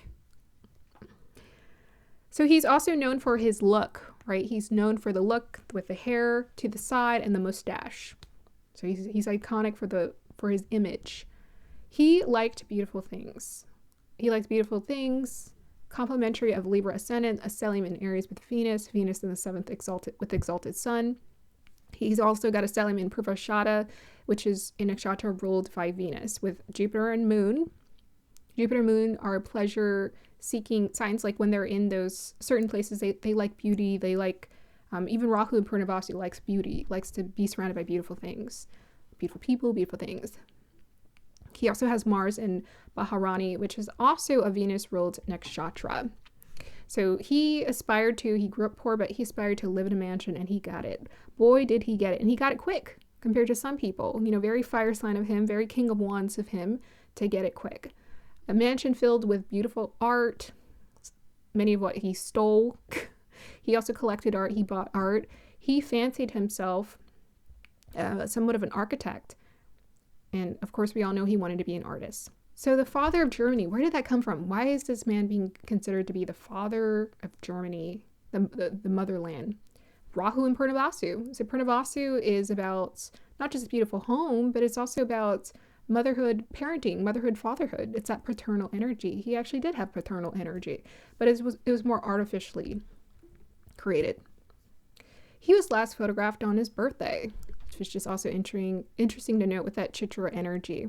He was known to be hypnotic. People literally said that. And guess what? He has a Saturn in Cancer in Aslesha, the hypnotic serpent, the coiled serpent, that strong Kundalini energy sitting there in the 10th house.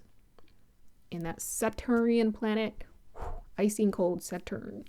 He had a cult-like leader, priest-like promoter, warped psychology and belief system energy to him. You got that Jupiter-Ketu moon. So Jupiter-Ketu, cult leaders, potential there is strong. And it's in Sagittarius, so Jupiter is in its own sign, gives it nice strength. You got Purvashada.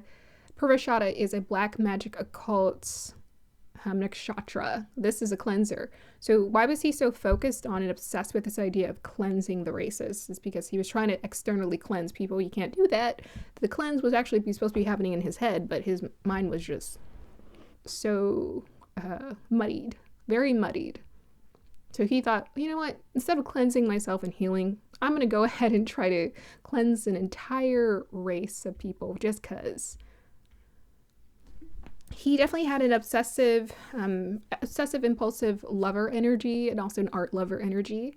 So that's that Venus in Aries. So Venus is actually in detriment in Aries, but it's sitting in its own nakshatra of Baharani. And Baharani is this energy of like soulmates, afterlife lovers. That's how it's depicted in movies. It's also connected to death. So he's also got 7th, Venus in the 7th with Mars. So Mars is in its own sign. Sun is exalted there. So it's giving a lot of energy to like lovers. He definitely wanted attention from people with that stellium in the 7th. His first crush, he obsessed about her, but he never pursued her. The next person he had an obsessive relationship with was his niece. Yeah, supposedly it was platonic.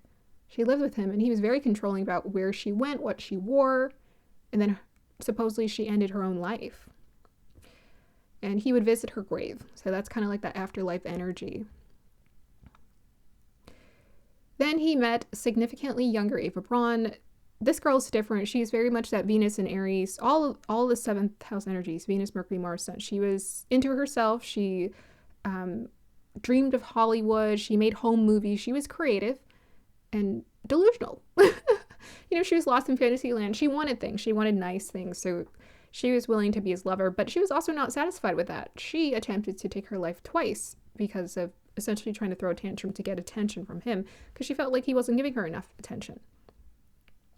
So, yes, I mentioned she was 17 when they met, and was he in his 40s? Yes. But not only that, they ended up dying together. Venus in Baharani is about death, and I think Mars is in Baharani too. That is about death. Lord of Death. And Adolf literally delivered death to people with that 7th house energy in the public. Very dark expression of that Baharani energy showing up in his chart. He was also obsessed. This was actually one of his deeper motivations. It wasn't love. He obsessed about what he couldn't have. It was more of art museums. He wanted art. So his dream was to, I talk about this later, but his dream was to be successful so he can create the best art museum in the world, the best art collection in the world. He wanted to be known for that. That's just crazy. Unfortunately, he's known for war and death. He had major anger issues, hostility issues. He had 7 signs and fire signs. So 7 signs and fire energy, fire zodiac signs, 7 planets and fire signs. That definitely gives someone anger issues, and that requires a lot of. He actually might have been considered a modern day, I don't know, like an ADHD kid or a neurodivergent kid. I think he was neurodivergent, especially with a combust. His sun is combust sun. Yeah, they're like 4-5 degrees apart. So his sun, Mercury was combust. He struggled in school. So I think he's actually. If he lived during this time, we would call him neurodivergent. We would try to get him help. But back then, people didn't know how to help him.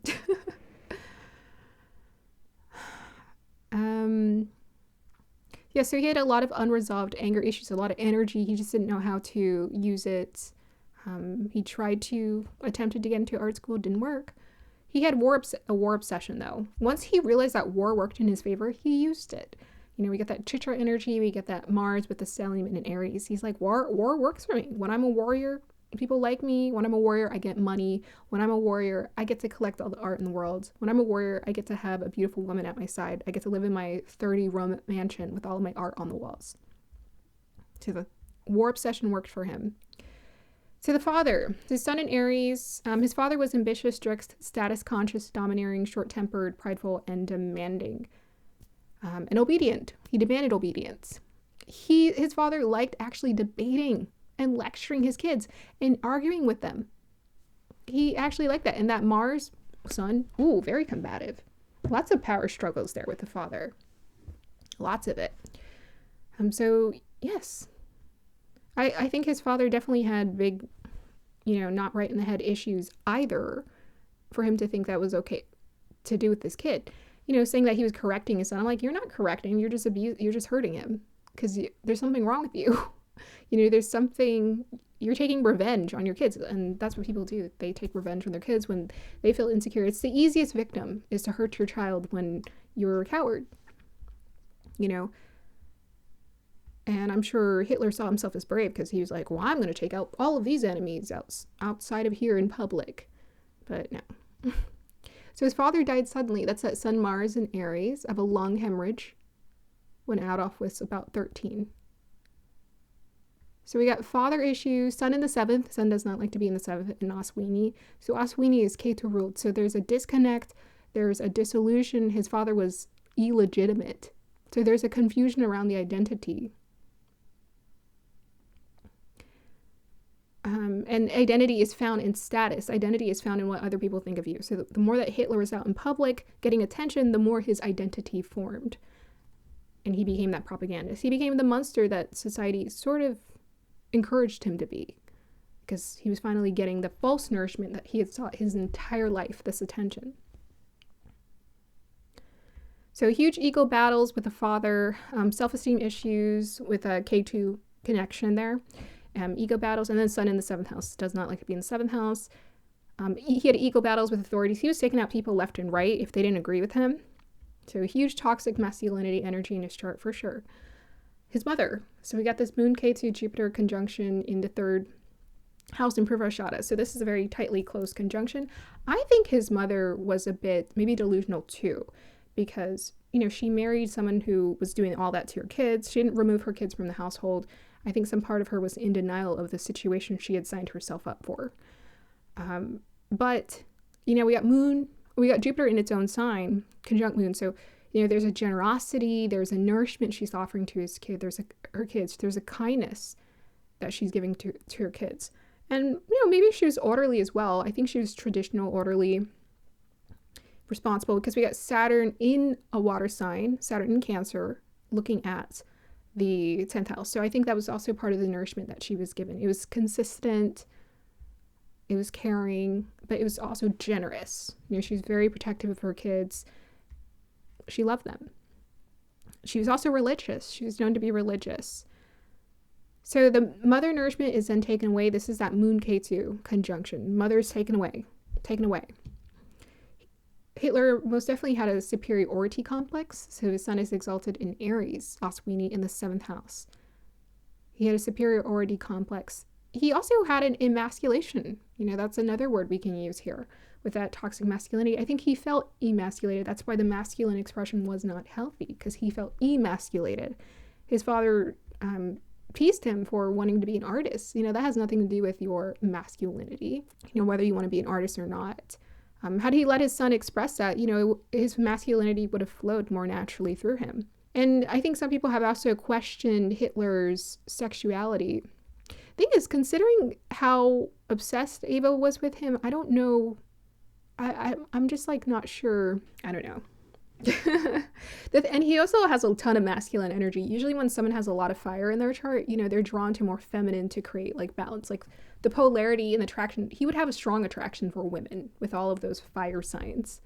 It would honestly, it would be hard for him to be attractive to women, men with all that fire energy, because he's got testosterone through the roof going on here. He also liked to dominate other people, so that's that Stellium and Aries in the 7th house, wanting to win. I need to win over people. I need to win over anyone. I must be better than you. So, for example, when the president died, not only he was already chancellor, he decided to call himself both the chancellor and the president. He didn't elect another official. He was like, no, I'm going to be both because I want all the power. He was very good at getting what he wanted later on in life. So he had that exalted sun with Venus. I'm going to get what I want. Limited intelligence, Mercury combusts with the sun. Mercury in Aries is also just impulsive, has probably a hard time concentrating. Again, I'm getting ADHD kid. I'm getting ADHD child here in his chart. We have here overconfident. We got exalted sun in Aries with stellium in the 7th. So when he applied for art school, he's like, for sure they will let me in. And they didn't, because, he needed to build his creative skill set. I don't know what his drawings were. They probably looked decent, but I think he just needed more like mentorship around art. So looking at his chart, I feel as though in his past life, he was an orator. So we got that Moon, K2, and Jupiter, natural orator, very good with words, knows what words to use, but they're war words, it's in a fire sign. And then he's got Mercury in Aries. So he's a combative communicator. But it's convincing. It felt like a religious experience for some of these people to listen to him. Some people have reported that. They're like, yeah, we were getting high on his words and we were crying tears. He got us impassioned. He was very good at making people feel passionate and galvanized by life. His throat chakra was powerful through the roof. His throat chakra was through the roof. And that was because it was a past life gift. It was something he had already mastered. He's also got Uranus and Virgo in the 12th house. So the 12th house is also that past life gifts, hidden gifts, past life gifts. Uranus is the intellectual genius. So I'm getting strong ADHD kid here. So he literally delivered death. He got that Venus, Mars, and Baharani, black magic death energy. He sees death as a solution. That's Aries or Aswini, Sun in Aswini also sees, would simplify solutions. So we'd be like, oh, this is it. We'll just do this and it'll solve it.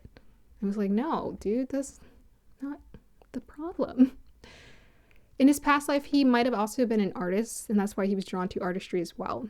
So he had that stellium, not only in Sagittarius, it was in Purvashada, which is ruled by Venus. So this would create a person who does love beauty. This would also be good at creating, if this was in the ascendant, it would be good at creating models, like people who are very attractive.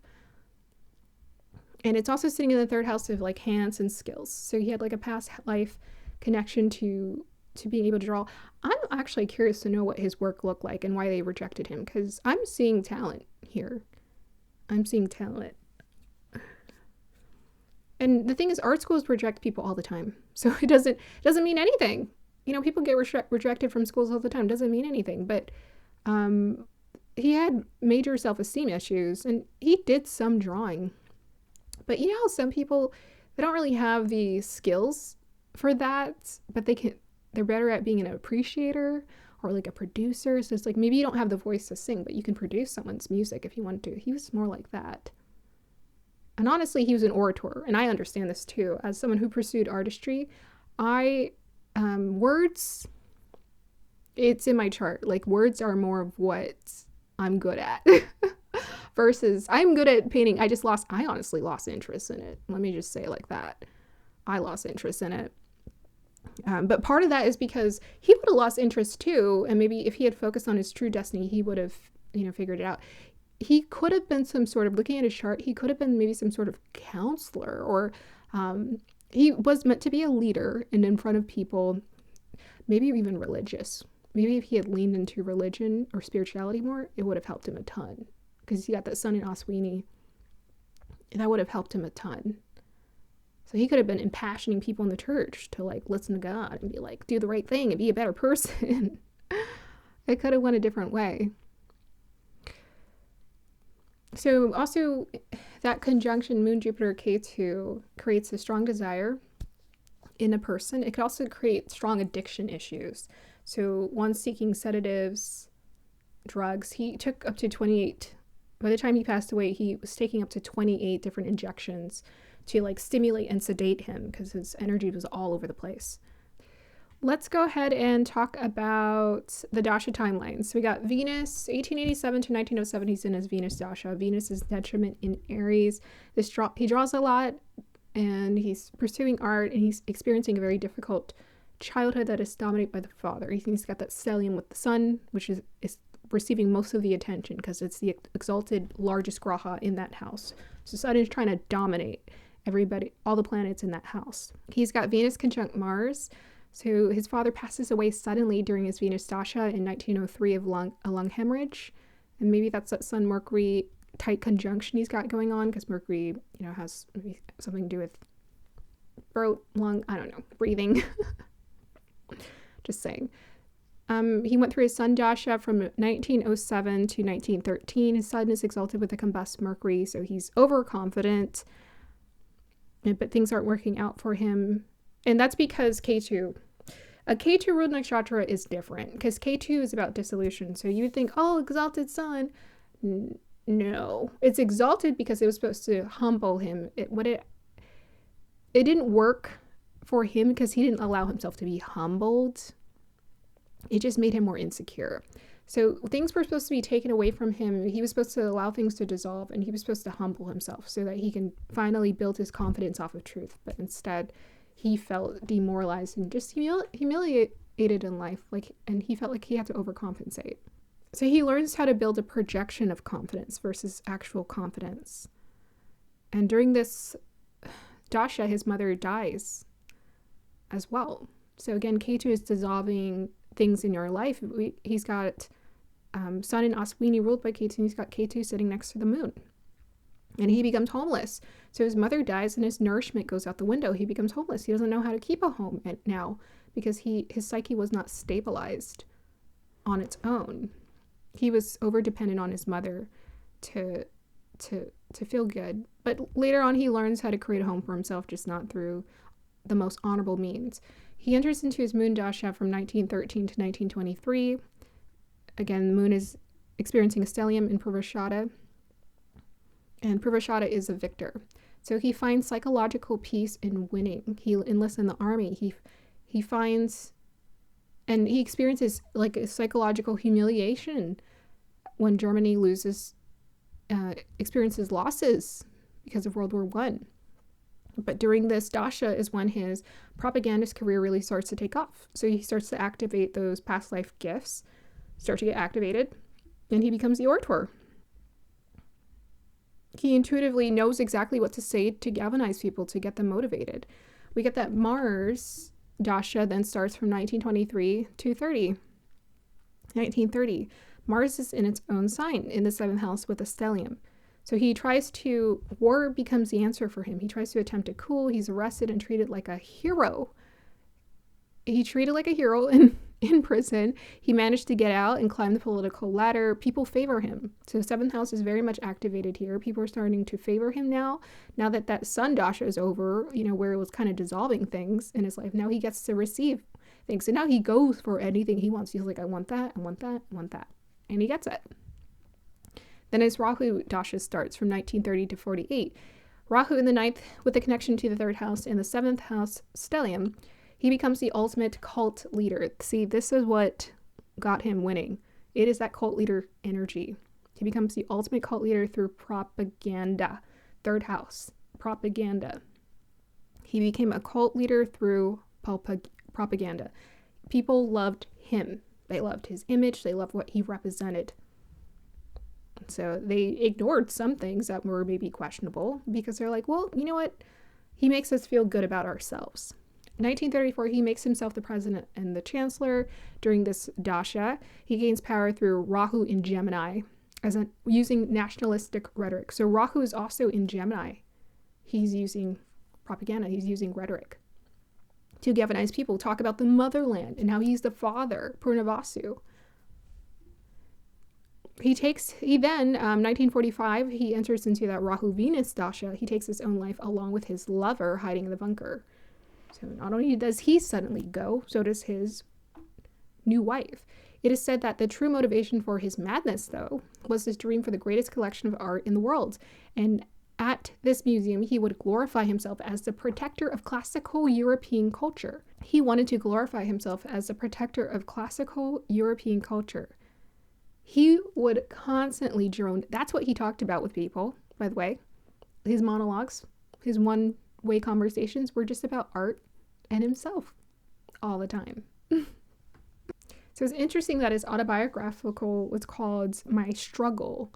So Hitler was a victim. That's saying I'm a victim, and I need people to understand that I am justified in all of this massive rage I am externalizing onto the world because I was a victim and people hurt me. But I will find a way to win over them. I will dominate them. So here are my concluding thoughts. My wrap up here. He was overcompensating, for sure. The loss of both of his parents left him ungrounded. He carried similar karma of his father, of dominance and control. I think there's some delusion with the mother there too, with that Moon K2. The loss of his mother left him depleted of nourishment young. Art was the one thing that sedated and impassioned him. He realized he had the past life talent of a propagandist, and more than likely he was probably a cult leader in his past life. And his focus on war, the stellium in Sagittarius and Aries, helped him to conquer his enemies and live the luxurious life he wanted. He used others to get what he wanted and feel chosen and superior. That was the only time he felt special, but his recklessness and unresolved trauma impacted millions. With that Saturn in the 10th, he delivered death to others and himself. And also all that 7th house energy is others. That's the public. He delivered death to others and himself. His story should be studied so we do not repeat it. Now, potentially, what could have Hitler done? I'm definitely seeing someone who's an orator. And his personal issue here was to work on his own personal self-confidence. He actually would have done better if he had spent more time in isolation and learning how to become disciplined, because once he got access to people, he, manipulated so he could get what he wanted. He's very much the King of Wands. But during that Sun Dasha, that was his time of solitude and isolation. That was his his period of aestheticism for him to tune into himself. But instead, he couldn't grasp it. Powerful energy in the chart. He didn't know how to use it, and it became what it is. He could have been something sensationally amazing if he had redirected his life for the better. But heavy trauma, for sure. He inherited his father's karma. Like his father, I think when he was beating him, he was making Adolf feel as bad as he did inside. Because that's what people do when they hurt people. They're just like, well, I feel bad. I'm going to make you hurt. His father just didn't process it. His father didn't process any of it. Neither did Hitler either. I don't think either of his parents knew how to process things. There's like a disconnect happening. He was meant to live a public life, but it's like giving a child access to a weapon. It's like, you give this guy a weapon, ooh, watch out. It's dangerous. It's heated up in here. The best thing that would have probably cured him was spending more time intentionally in isolation, staying out of war. We don't not want to get involved in war or hurting people. That's karma. Stay away from the drama.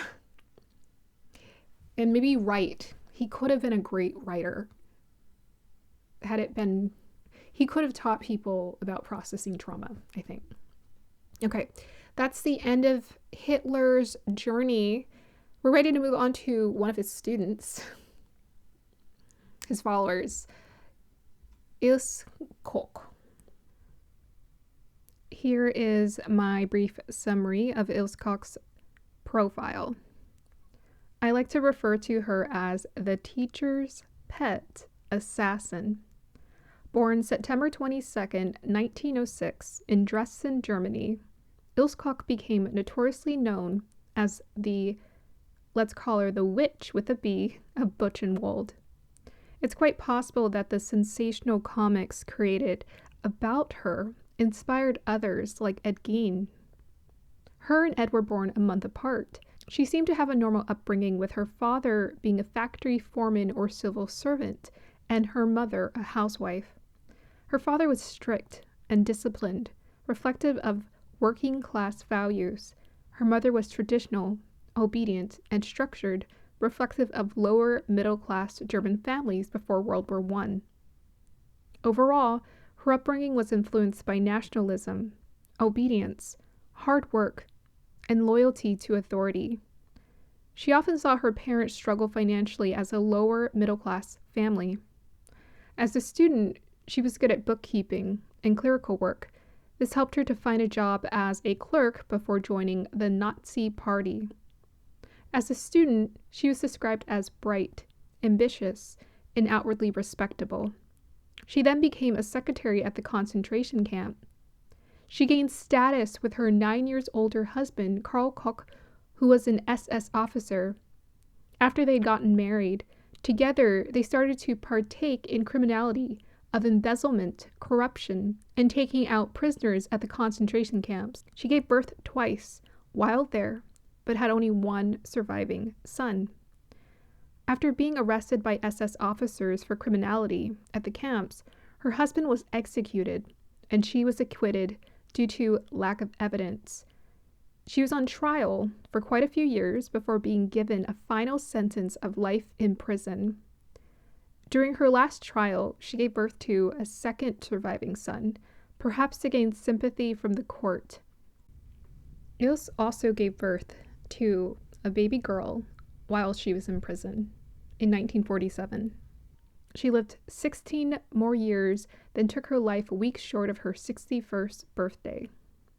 In court, her excuse was that she was being targeted because she was a woman, and would say, "I am innocent. I only did my duty as a wife." When confronted with testimonies, she would laugh, cry, and refuse to respond. She insisted she knew nothing. U.S. psychiatrists who examined her during her first trial described her as narcissistic, manipulative, and emotionally detached. She showed no remorse or empathy for victims, only self-pity for being imprisoned. She became reclusive and bitter, complaining of unjust behavior. This was the life of Ilse Koch, a German war criminal. Let us go ahead and do our chart analysis for Ilse. So she has interesting stellium in Gemini, Pluto, Jupiter, Neptune in Gemini.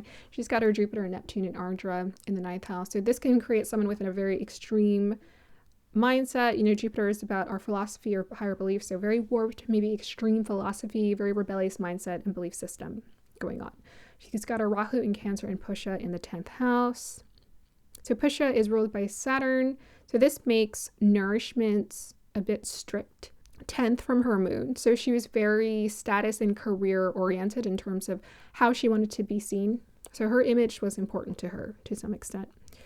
And I think she had a Venus moon in Libra. I think that also played into her image, how she wanted to be seen. So status was important to her, having nice things. We got Saturn in Aquarius in the 5th house in Shatbishak. So Shatbishak I've mentioned multiple times. This is where someone may be called to take extreme measures in life. She was raised during a very extreme period, and I'm sure there was a lot of psychological pressure being put. So this is the influence of Saturn, Rahu, like heavy psychological baggage is what she was born into. Uranus and Sagittarius in Mula Nakshatra. So Mula Nakshatra is known as the occult nakshatra. This gives someone a radical rebellious belief system. She's got a radical rebellious belief system. Also, Jupiter is sitting 9th from the moon. So radical belief system here. It's sitting in Ardra. She's got Venus moon in Vishaka. Venus moon in Vishaka, which is a Jupiterian nakshatra. So again, everything goes back to her Jupiter and that extreme belief system. She had essentially a strong devotion to her belief system. It was sort of obsessive, triumphant. With that Vishaka, Venus and Vishaka, also, Jupiter and Ardra, she sought a high social status marriage. So usually anyone with a influence of Vishaka, which is, I think, what her moon is, Vishaka is seeking a marriage of status because they want power. They're focused on success. So they're seeking someone who has access to success or could give them access to success. And that was her husband, Karl Otto Koch, who was the commandant of Buchenwald. He essentially helped to give her access to power. And then also with the Neptune in Sagittarius opposite of Uranus in Gemini and Saturn opposite Mars, this creates strong internal tension going on. Strong internal tension going on, building to create dis-ease inside of her. We have Rahu in the 10th house in a Saturn nakshatra, someone who wants recognition or to make a big contribution. That's also part of what she was aiming for. She wanted to make a big contribution. She grew up with the nationalistic rhetoric, so it was just normal for her. She's like, well, I want to contribute something to society. This is what we're taught to do. I'm going to go ahead and do it and help. We got that stellium, but there's also some shady things going on too. We also have some Jupiter, Pluto, Neptune in Gemini, 9th for the moon. So her husband gave her access to power through extreme political beliefs of the German superiority mindset. So that's Jupiter and Ardra, husband. Jupiter, husband, Ardra, extreme mindsets, belief system. She thrives on authority and fear. So we get also Mars in Leo in Peur Falguni. So this makes someone a fighter. They want to fight, they want to win, they want to conquer to make themselves feel better. They want to be victorious. So her husband started as a mid-ranking SS commander who served as the first commander of Buchenwald. And then I think he did move up. Yeah, he did move up in promotion at the concentration camps. And part of what led to the execution later in 1945 for her husband was the unauthorized murders of several prisoners. So when her and her husband were arrested, they were actually arrested by the German SS officers, arrested them for like embezzlement and corruption. They weren't arrested by, the other side or the other countries during the World War. They were arrested later. She was. He was arrested. They were arrested by their own people. Like, that's how bad their behavior was and shady it was during a war, which is crazy. So she has Sun, Mercury in Virgo. So Mercury is exalted, and both of them are sitting very close in Uttara Falguni. So her Mercury is combust. Wait, let me look at it. Wow, they're right on top of each other, 1 degree apart.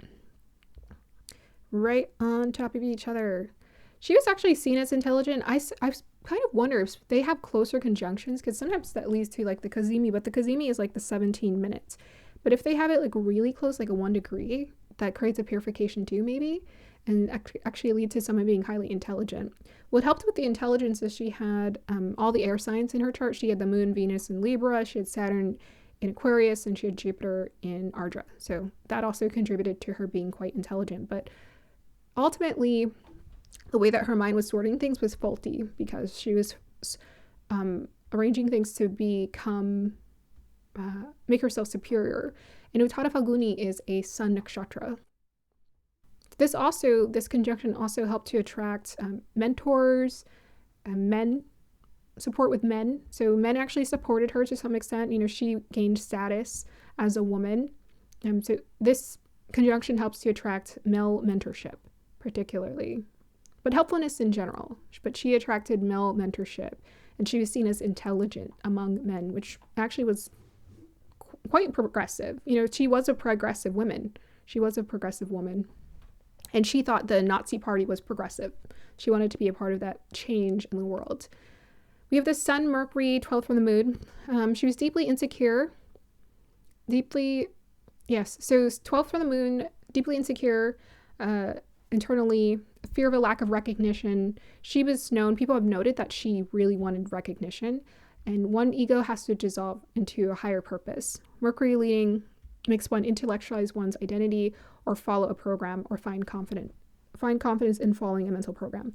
So the reason why I wanted to use Koch as an example was because she was a programmed child.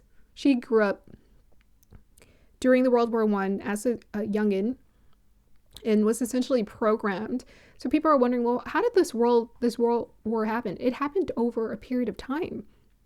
They were able to influence a whole generation of kids in Germany to think that they were superior to other kids, which is kind of crazy. But she actually thought that. She's like, oh, this is how people think. So for her, it was programming. Her Mercury was leading. Her intellect was leading. So when intellect is leading, that makes it sort of cold.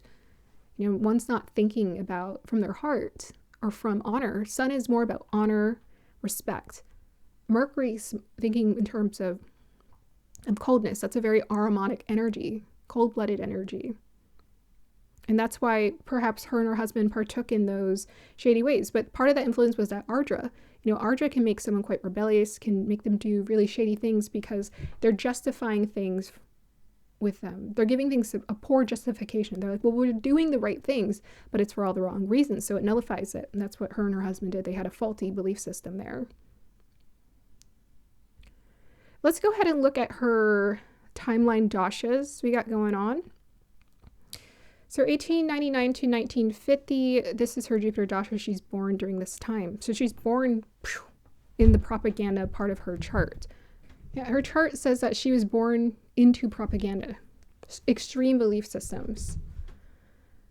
And she probably saw Hitler as almost like a religious figure. A lot of these kids born during this time, they saw Hitler as like a religious figure. He was a little bit older than them and an influencing. Oh, was he that much older? Yeah, 10 years. So a little bit, he had a little bit of time on him. But by that time, Nazi nationalist rhetoric was already going through the country. And that's what Hitler also grew up on, that nationalistic rhetoric as a kid. You see, you got to be brought up into this stuff at an early age. They think it's a good idea. People don't just switch up out of nowhere. So 1914 to 18, she grows up during World War I. She's exposed to nationalism. 1915 to 34, she goes into her Saturn dasha. So that Saturn it's retrograde in Shantia shock, and it's opposite Mars. So now as a young girl, she's witnessing World War I, which ended in around 1918, and Germany's downfall. So she's being impacted by society's look, like Germans' reputation. She then joined the Nationalist Party during this dasha in 1932, especially with that heavy Nazi ideology programming going on in her head. Shantia shock is also a cleanser. So she's thinking, oh, we need to cleanse our race. We need to make sure we get rid of all those people who are not of this energy. So this makes her give into this absolute obedience. There wasn't absolute obedience, though, considering the embezzlement. But there's this idea of like obeying this idea of racial superiority. So the racial superiority programming is installed during this time for sure, completely installed during, and this is why she's justifying, this is why she didn't have a sympathy or guilt. It wasn't just like someone who wanted to hurt people, because she didn't have that upbringing like other people where it's like abusive parents. She just thought she was doing what was right. 1920s, she works as a bookkeeper and a library clerk after finishing school. She also has that Uttara Falguni sun. Uttara Falguni, any Mercury nakshatra can make her a good secretary. In 1932, she joins the Nazi Party, commitment to a new future. Mercury dasha begins 1935 to 51. In 1934, she begins to work as a secretary at a concentration camp where she meets Karl Koch, an SS officer. 1936, she marries him, and they begin to gain a reputation of greed and cruelty. Sun conjunct Mercury into Uttara Falguni. Uttara Falguni is about unions, friends, or partners. With the combust Mercury, this creates a warped thinking, especially with that Jupiter and Ardra influence she has going on. And Mercury in the 12th, delusion, confusion. 1937, Karl is appointed commandant of Buchenwald concentration camp, and Ilse moves in with him. In the late 1930s, Ilse becomes infamous among prisoners for sadistic behavior as a chief overseer, ordering beatings, humiliations, and punishments. Inmates claim she took lives for tattooed skins that she used for lampshades and ornaments, but this wasn't proven. 1939 to 41, she lives in luxury, exploits prisoner labor to decorate her villa, and indulges in an excess of the lifestyle. 1941, she births her son. 1941 to 45, her cruelty becomes notorious by SS officials. Complaints about corruption and embezzlement begin circulating. In 1943, 2 years after 41, her and her husband are arrested by the SS for corruption, misuse funds, and embezzlement. In 1944, Karl's executed by the SS and Ilse is acquitted due to a lack of evidence. In 1944 to 45, Ilse lives quietly in Ludwigsburg. So she's released, she lives quietly. And then in 1945, I think, of April, she's captured again by the U.S. forces after the liberation of Buchenwald. In 1947, she's tried by the U.S. military and sentenced life imprisonment. Her story then explodes. And this is during her Mercury, Jupiter, Dasha, around that period. So there's that propaganda with that Argent energy showing up. Everybody gets to know her and her reputation. And her story becomes war, crime, pulp, comics, and magazines. That's how her story is shared. In 1948, her sentencing changes to 4 years, so they give her 4 years to live. And then later, she is rearrested by the West German authorities. Also, I want to say that the propaganda is gossip, so that's that archetype showing up. A lot of these people had a lot of gossip around them, about them, because it's weird, because I feel like it's very reflective of the gossip going in their heads, their own obsessive thoughts. And now people think about them all the time and their poor reputations, so not in a good light. 1949, she's rearrested by the West German authorities and retried, and they ended up giving her life in prison. So during her K2 Dasha, this is from 1951 to 58, K2 in Capricorn is in Shravana. So Shravana is about listening. In her case, it could be a representation of denying the truth and a reclusive period for her. So we got K2 sitting in the fourth house, fourth from the moon. So in 1951, she's resentenced to life in prison and gives birth to her second living child, a boy.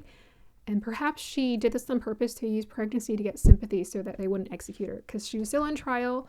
And originally she was given that 4-year sentence when she was with the U.S. military, or in the U.S. And then when she was resentenced in Germany, they were like, okay, you know what? We'll give you a chance. But, she spends that time when they're interviewing her, not ever speaking the truth. She spends that time just being like a victim and crying about her own problems in life. So both of her sons expressed shame over their mother's past actions. Her first son, it was towards both parents because Carl was his father. Both of her sons essentially grew up in foster care and with extended family. So in 1952 to 67, she serves her sentence in prison in Bavaria. And in 1958 to 78, she enters into her Venus Dasha. So Venus is in Vishaka for her, conjunct the moon. And this, I feel like that actually ended up being somewhat of a pleasant experience for her because, then Venus in Vishaka is nice because it can kind of relax. But the thing is it's still an air sign, okay? Still an air sign. Vishaka is ruled by Jupiter. Jupiter's sitting in Ardra. So there's a bit of obsessive thinking going on. I was like wondering, oh, interesting, because Vishaka is like a very obsessive nakshatra sometimes. So in 1967, on September 1st, at the age of 60 years old, just weeks short of her 61st birthday, she takes her own life by hanging in her prison cell. And this is during her Venus Rahu. So that Rahu is sitting in Cancer, Pusha. So that Saturn influence always puts pressure on us. Rahu can create like sudden events, sudden impulsive decisions and choices. Venus in Vishaka is obsessive thinking. It's conjunct the moon, so that could be creating some sort of psychological instability for her. It's interesting to note that people with these sort of benefic conjunctions are very emotionally overwhelmed at times. I think this is where all of her actions started to hit her, was during this dasha and during this period. It's almost like she couldn't live with herself anymore, because deep down inside she started to realize what she did do. So she wrote this: "There is no other way. Death for me is a release." There you go. So that's a big giveaway. That means that she was holding on all of this pent-up energy, the guilt, the shame, internally at what she had done, or just as a person. People don't do those kind of things because they're feeling great and grand. She was already not feeling so great about herself in life. She was buried in an unmarked grave. And Vishaka can be about shocking revelations. I'm sure she had some shocking revelations about herself. Like, oh my gosh, who am I? Why would I do that? But there's a huge denial that she was experiencing.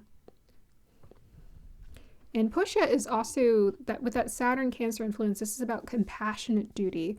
So it's almost like her emotions were trying to wake up inside of her, and she was like, no. Like, she was trying to suppress it. She didn't want to feel it. She didn't want to feel that responsibility or the weight of the pressure. So here are my final thoughts, my wrap up about Ilse Koch. She was a product of that racist propaganda. That is what a product of racist propaganda looks like, and programming. So Sun with exalted Mercury. So Mercury was exalted, but it was combust with the lowest, and was leading with the lowest degree. Plus she has all the air signs. So she intellectualized everything. That's an aromatic energy. Aromatic energy, she intellectualized and reasoned herself. Like, oh, this is the right thing to do, or whatever. It's very cold. She desires her strongly for ambition and recognition. This made her easily programmable. So this is that gluttonous, prideful energy where it's like, I'm going to do all these things because then they're going to recognize me. They're going to admire me. It's crazy what people will do. It's crazy the things people will do to get attention. She was a loyal Nazi student with obsessive thinking and sadistic tendencies, made her the perfect female Nazi companion. So where those sadistic tendencies were coming from, it could have been coming from anywhere. I think if a kid witnesses violence, she could have witnessed anything, any sort of violence. War in itself is violence. It's a trauma in itself, being around it. So if she witnessed any sort of violence around her, it could have just triggered her. Even seeing someone get slapped can be a trigger for some people. Sun in its own nakshatra with all the air signs. This creates a lot of masculine energy. This makes her seek approval from men or mentors or male superiors, including her husband. She shared some of the same idealistic viewpoints as her husband. They took part in criminality like it was nobody's business because she wanted to live in luxury, so they embezzled money. She lacked individual expression. So this woman did not know who she was by the end of the day. She was just doing what she was programmed to do, like a robot. She became a part of the Nazi propaganda machine. Had she spent more time in isolation and developed a pure mind and individual persona, she may have had an opportunity to redirect, but she became easily influenced with deep unresolved anger and insecurity, which she masked with success in the Nazi party. Had she redirected towards spiritual ideals, she could have been a profound student and teacher of truth. That was actually her dharma, teacher. She had all the air signs. She had that Sun-Mercury conjunction. She was meant to be a teacher.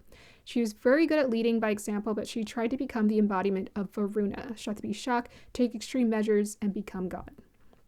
This is the Ahrimanic Lucifer trick people fall for all the time. One seeks to be of service and make a contribution. That Saturn Aquarius, I want to be of contribution. That Rahu in 10th house, I want to be of contribution. One seeks to be of service and make a contribution, but she did what she thought was the right thing for all the wrong reasons. She chose devolution by propping up her ego. Yes. And now we are ready to move on to our next person. Richard Speck, the Raging Rebel. Richard Speck was born in Kirkwood, Illinois, on December 6, 1941. He is one of 8 kids. His family was poor. His father, Benjamin Franklin Speck, was a quiet, gentle, and hardworking man who worked at a packing plant. His father was described as being responsible and affectionate with his kids. He was calm, religious, and soft-spoken. Speck's father provided order and safety in the home. His mother, Mary Margaret, was a kind, church-going, attentive mother and homemaker. Speck was the second son in the family other than the 6 girls. He would follow his father around and copy his gestures. In childhood, Richard was shy but appeared to be emotionally secure. At the age of 6, the years of emotional stability and paternal warmth would come to a halt. Speck's father suddenly died of a heart attack. After the funeral, the family's emotional and financial stability collapsed. His mother became overwhelmed and emotionally distant. Within a few years, she remarried violent alcoholic Carl Lindbergh. This is around the time where Speck was around age 8 or 9. Carl was twice Mary's age. After Speck's father died, his mother Mary started to de-stress by dating and drinking. Speck, sensing his mother's distress and having to put up with his stepfather being verbally and physically abusive to his mom and siblings, had now become fearful, shy, angry, rebellious, and withdrawn. He began to drink heavily as a teenager and dropped out of high school after the 9th grade. When the abuse would get bad, his mother would remove the kids and herself from the home, only to come back later. For years, this pattern continued. Speck resented his stepfather and his mother for their toxic dynamic. He felt neglected and invisible. His teachers reported that he showed signs of emotional detachment and poor self-esteem.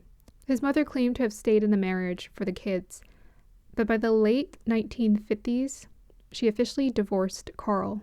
By Speck's teen years, she moved to Dallas, but by this time, he was exhibiting delinquent behavior, drinking heavily, skipping school, and getting arrested.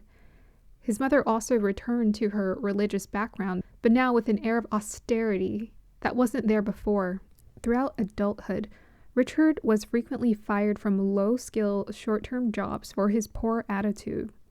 He worked as a farmhand, truck loader, bartender, carpenter helper, construction laborer, and merchant seaman, for which he enjoyed the most for the travel. He was then blacklisted from that job for his drinking and violent outbursts. He committed petty thefts and burglaries to make money on the side.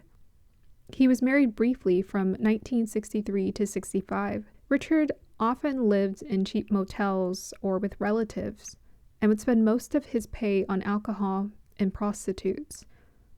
One fated night, on July 13th, 1966, while he was waiting for a ship assignment and didn't get one, he then went on to drink, leading him to make a life-altering choice.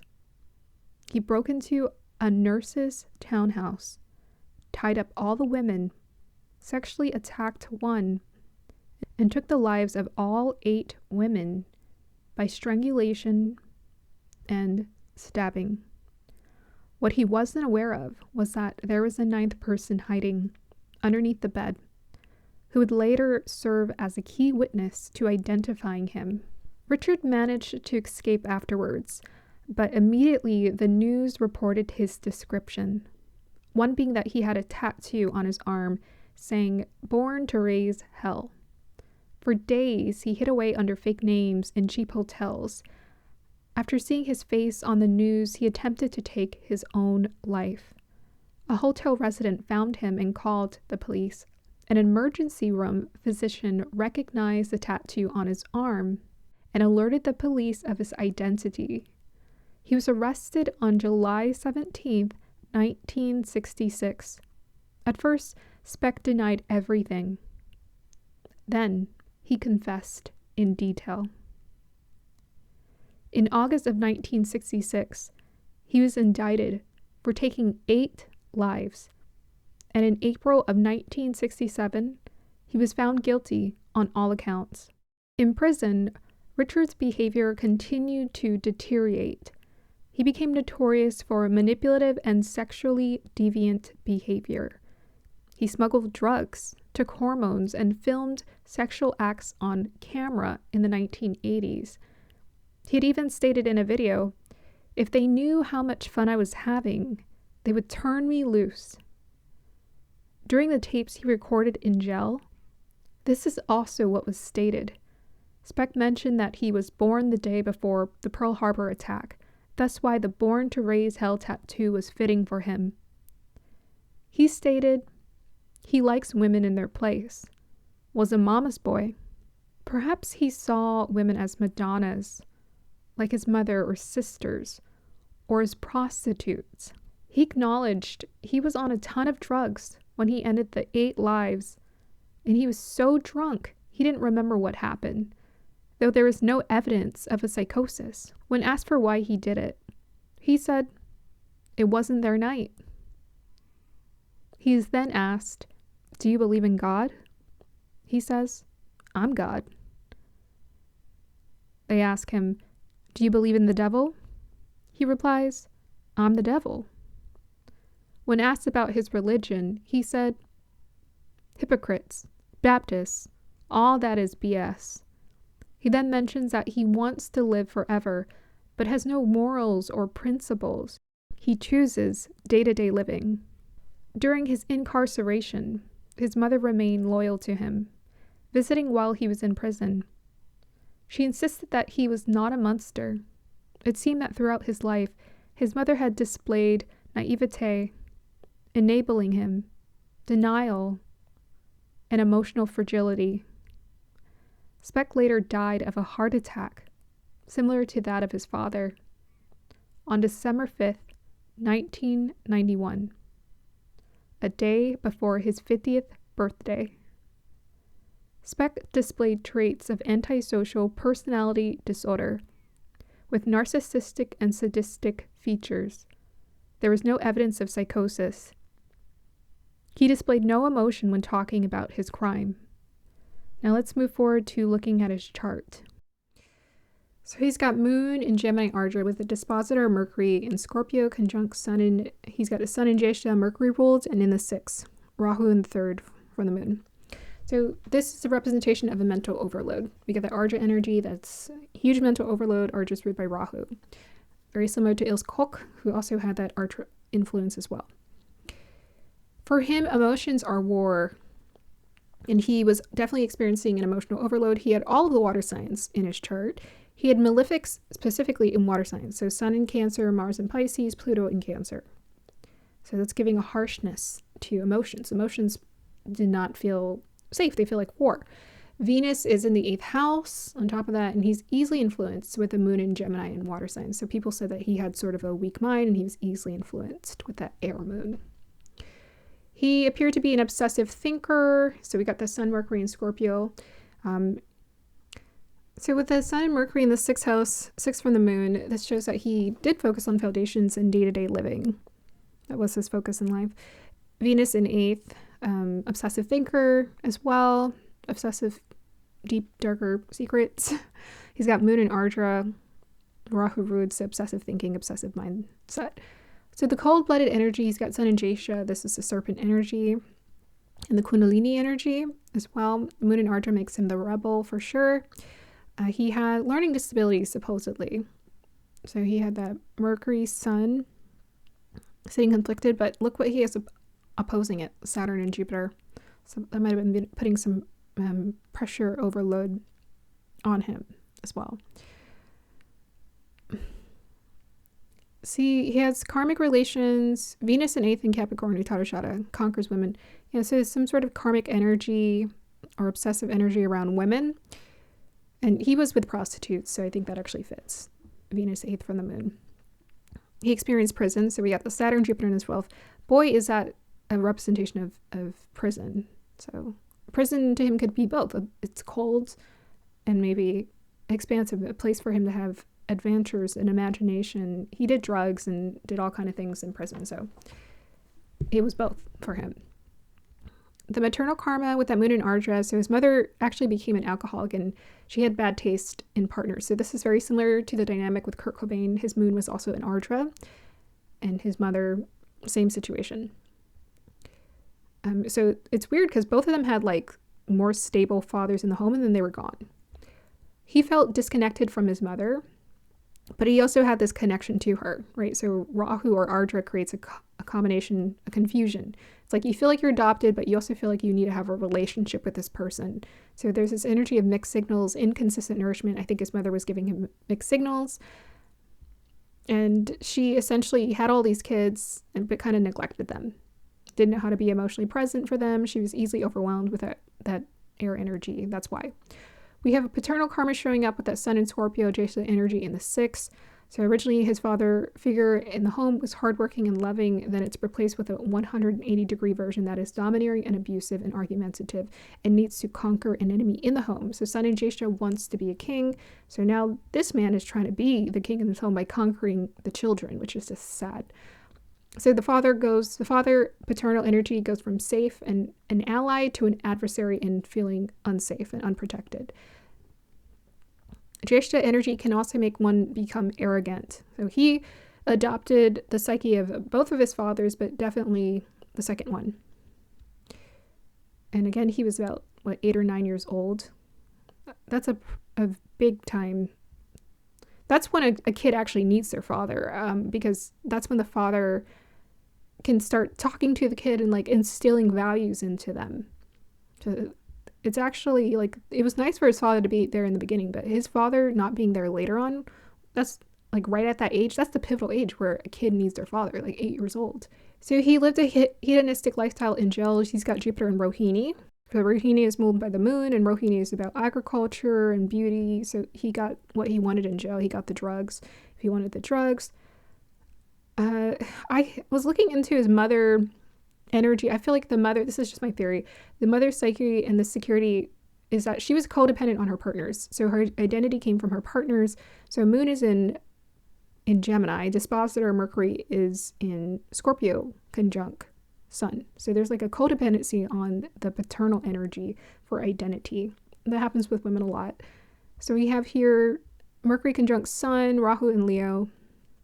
Yeah, so his father was a huge figure in the home. Like his father brought light. His father was a pillar in the home. When his father was gone, all that stability went away because his father was the entire stability in the home. But part of the thing was, I think his father was taking on too much responsibility. I think maybe his mother needed to take more responsibility for the balance in the home, because it looks like it wasn't quite balanced. And sometimes when people pass away from like heart attacks or at a young age, like his father did, that's because they're feeling some sort of unresolved internal pressure.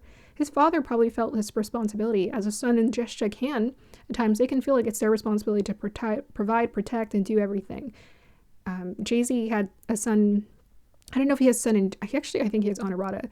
But it's just an example of someone who's like, oh, I need to provide. I need to be responsible. I need to take care of my family. And all of these things start happening. But it's not, And Mercury sitting in a water sign definitely can be unstable as well. But Saturn, Jupiter, that's karma. And that's pressure. It's like, you're here to learn a lesson. He was here to learn some sort of lesson around that paternal energy particularly. When she had a good partner, the home was peaceful. When she had an abusive partner, the home life was chaotic. She was in and out of the home life. So Mercury rules also the 4th house of home for him when we look at his chart from the moon. So Mercury, Virgo energy is in his 4th house. So it's bringing instability in the household. So his stability was based off of emotional trauma, or how his ability to process his emotions. This also affected his health.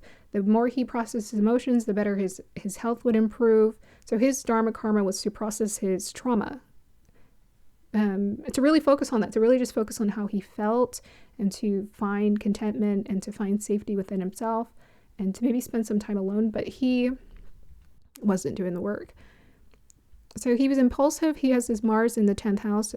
So that means that 10th for the moon, someone is inclined to take a lot of action steps to get things done, but his willpower is weakened because he's got that Mars sitting in a water sign. So weakened willpower. He's got some creative energy showing up. We got Rahu and Leo, Jupiter and Rohini. So that could have been, if he had leaned into a creative pathway, that would have been helpful for him. He had painted his gel cell, and he had actually painted other people's gel cells too. He definitely exhibited addiction. So we got that Sun, Mercury, and Scorpio. We got Moon and Rahu, Mars and Pisces. This is an escapist energy. We got Saturn, Jupiter in the 12th house, an escapist, and Venus in 8th. Can be about addictions as well. He's got all the water signs. So he definitely had issues with drugs. A lot of people have to do all these drugs to participate in poor behavior, because if they were awake and sober and aware of what they were doing, they would be deeply ashamed. So it's not that they don't have a conscience, it's just that they numbed it behind a lot of different things like chemicals and drugs. So by taking the drugs, you're also warping your psyche and your brain chemistry. You don't want to do those drugs because it warps your brain chemistry. You don't think straight anymore. You can't access your emotions the way that you could as a kid or before you did the drugs. He definitely had some issues with law and order. That Saturn-Jupiter conjunction sitting in the 12th. Saturn is in Kritika specifically with 0 degrees, so that's harsh punishment when rules are not followed. Saturn is leading. So that means that whatever he did, he would always receive some sort of karmic penance. So it was harsh. He went to jail for life for those consecutive lives that he had taken. So he also had a hardened philosophy. Again, strong with that Saturn and Jupiter influence in these charts. Hardened philosophy on life, warped philosophy, anger issues for sure, in combo with depression. Mars in Pisces doesn't know how to express. It doesn't know how to. It's having a hard time expressing its frustrations. It becomes emotionally constipated. So that means you're suppressing a lot of your anger inside. He used drugs to self-medicate. Now let's go ahead and look at his timeline. He's born on December 6, 1941. So he was born, roughly around his maybe Rahu Dasha. So the Rahu Dasha, it starts as stable. Rahu's in Leo, which is nice and generous. It's third from the moon. So this starts as a stable psyche in the life under the father. And then once his father dies, Rahu, sudden event. Father was the pillar to the family home. Now the home is destabilized, and Speck's confidence is tested and his self-esteem plummets. Now that, a few years later, his father, paternal figure, is replaced with an alcoholic. His Jupiter Dasha from 1949 to 65, this new authority figure steps in. So Jupiter's conjunct Saturn. This new authority figure, Saturn-Jupiter, looking opposite of Sun Mercury, feels like a prison. This feels like a prison warden. This doesn't feel like a father. He's strict. He's demanding. He's just terrible to deal with. He's not present. He's drowning in his emotions and drowning his emotions in alcohol. So he starts around this time with this Jupiter here. He starts heavily drinking and he starts doing other drugs. He starts committing crimes. Then his Saturn Dasha from 65 to 84 happens. He starts to commit heinous crimes that's when he goes and he commits those heinous crimes. So this is around 1960s. He's indicted and imprisoned for life. So karmic retribution is quick, fast. There was no time wasted on this karmic retribution for this person. Part of that had to do with the fact that he was extremely impulsive. He wasn't calculative about, should I do this? He said that he was on a ton of drugs and he just snapped one day and he didn't even know why he did it. So there's just no processing that's happening here. We got April 1967. Yeah, he's sentenced. He's actually originally sentenced to death by an electric chair. So he originally actually has a stellium in the 12th house, Saturn, Uranus, Jupiter. Uranus is electricity. So he's sentenced to death by electric chair. But the Supreme Court in 1972 invalidates the death sentences and instead gives him 1,200 to 3,200 years in prison. That's how much it added up. From 1972 to the 80s, he's put in solitary confinement, experiences health problems and legal appeals, and he does his interviews. So what I thought is interesting, some people say, well, how do these people get away with it? You got to look at their chart. It's not that they got away with it. It's that they're being given chances to redirect their life if they want to. And if they don't, they're just going to go back to prison and the punishment is going to get worse and worse. Richard had limited, he had used up all of his time. He was in and out of jail. And once he committed this heinous act, they're like, you're going away for life, sir. That is a no-no. Mercury Dasha starts from 1984 to 2001. He lives a reckless, hedonistic lifestyle behind bars. So this Sun Mercury is sitting opposite of Saturn, Jupiter. Jupiter's in Rohini, so that could be more of the hedonistic lifestyle influence. Mercury is sitting 6 from the moon, so that's about our health. And so he's indulging here. He's not taking care of his health at all. Though he could. He could have. And during this time, he shoots shocking tapes that are released later. And he also does some interviews. So Mercury Dasha is more communicative. He's talking to the public here, making his confessions on camera, talking about the truth, what goes on, life behind bars. And he may have died around his Mercury moon Dasha, I believe. So we have here, moon is in Ardra. That can bring sudden events easily, like suddenly just dying, passing away, dies of a heart attack. And also Rahu, when Rahu shifts for us, or we're going through a Dasha, those are cycles. Those are very important karmic cycles in our life where something is definitely triggered, and it can be quick. It's almost like the universe is Gone. Done. All right. You're done, sir. Moon dispositor, Mercury conjunct Sun in the 6th house of health. Man, also his health was poor. So had he been taking care of his health, he might have lived a longer life, but he was not taking care of his health. He ran out of luck. So he died on December 5th, 1991, just one day short of his 61st birthday. So my thoughts, Speck had mountains of unprocessed trauma. His foundation Taurus was lacking. There, his chart shows that discipline and emotional processing go hand in hand for him. The water signs and the earth houses and the earth signs and water houses also show this. Lots of trauma to process. Had he sought to develop a healthier routine life, his health and lifestyle would have improved. He died at the age of 49. Oh, sorry. I said 61st. I was thinking about Ilse Koch. He was short of his 50th birthday. At the age of 49, because he didn't seek to acknowledge his dharma or karma, which was to process his emotional trauma. Sun, Mercury, and Scorpio in the 6th house of health says health was directly connected to his trauma. He chose drugs and hedonism. His sense of discipline and higher belief system was 12th from his moon. His foundation was to be built in spirituality. His chart says he had the opportunity to learn divine law. Mars in Pisces, also divine law, 10th from the moon, also shows spiritual potential and what his true dharma was. This may be why man-made laws didn't appeal to him. He was free spirit who needed to unlock the prison from within. Saturn, 12th house from moon. So Saturn's like a prison and the 12th house of isolation prison. So he literally had to unlock the prison. So he felt like life was a prison. He was supposed to unlock the prison from within. His karmic outcomes were trying to redirect him, but he ignored it. The murders solidified his, led to his lifetime confinement in prison. He chose not to exercise any self-control. There's almost like no self-control here.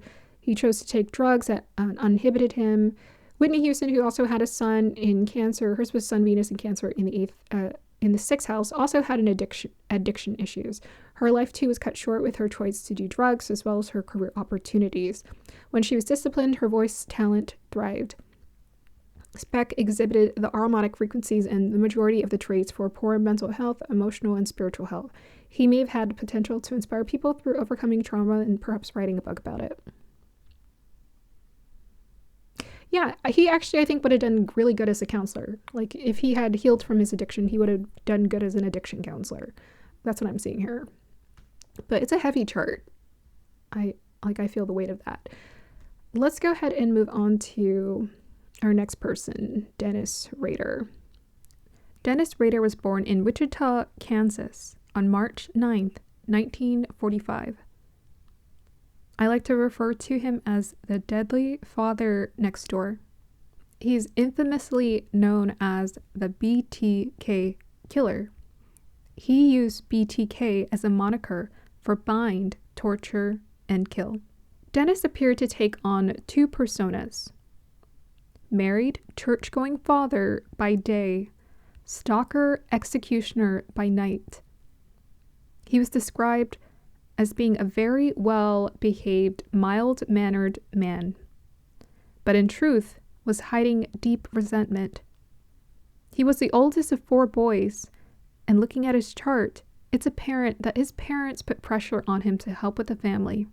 His father was absent, but he felt neglected by both parents. Internally, he was harboring an obsession about women, perhaps a reflection of the resentment he felt towards his mother. In detail, he would find time to isolate his targets before breaking into their home. Some would come to find him waiting, others were already there. His control freak ways served his attention to detail.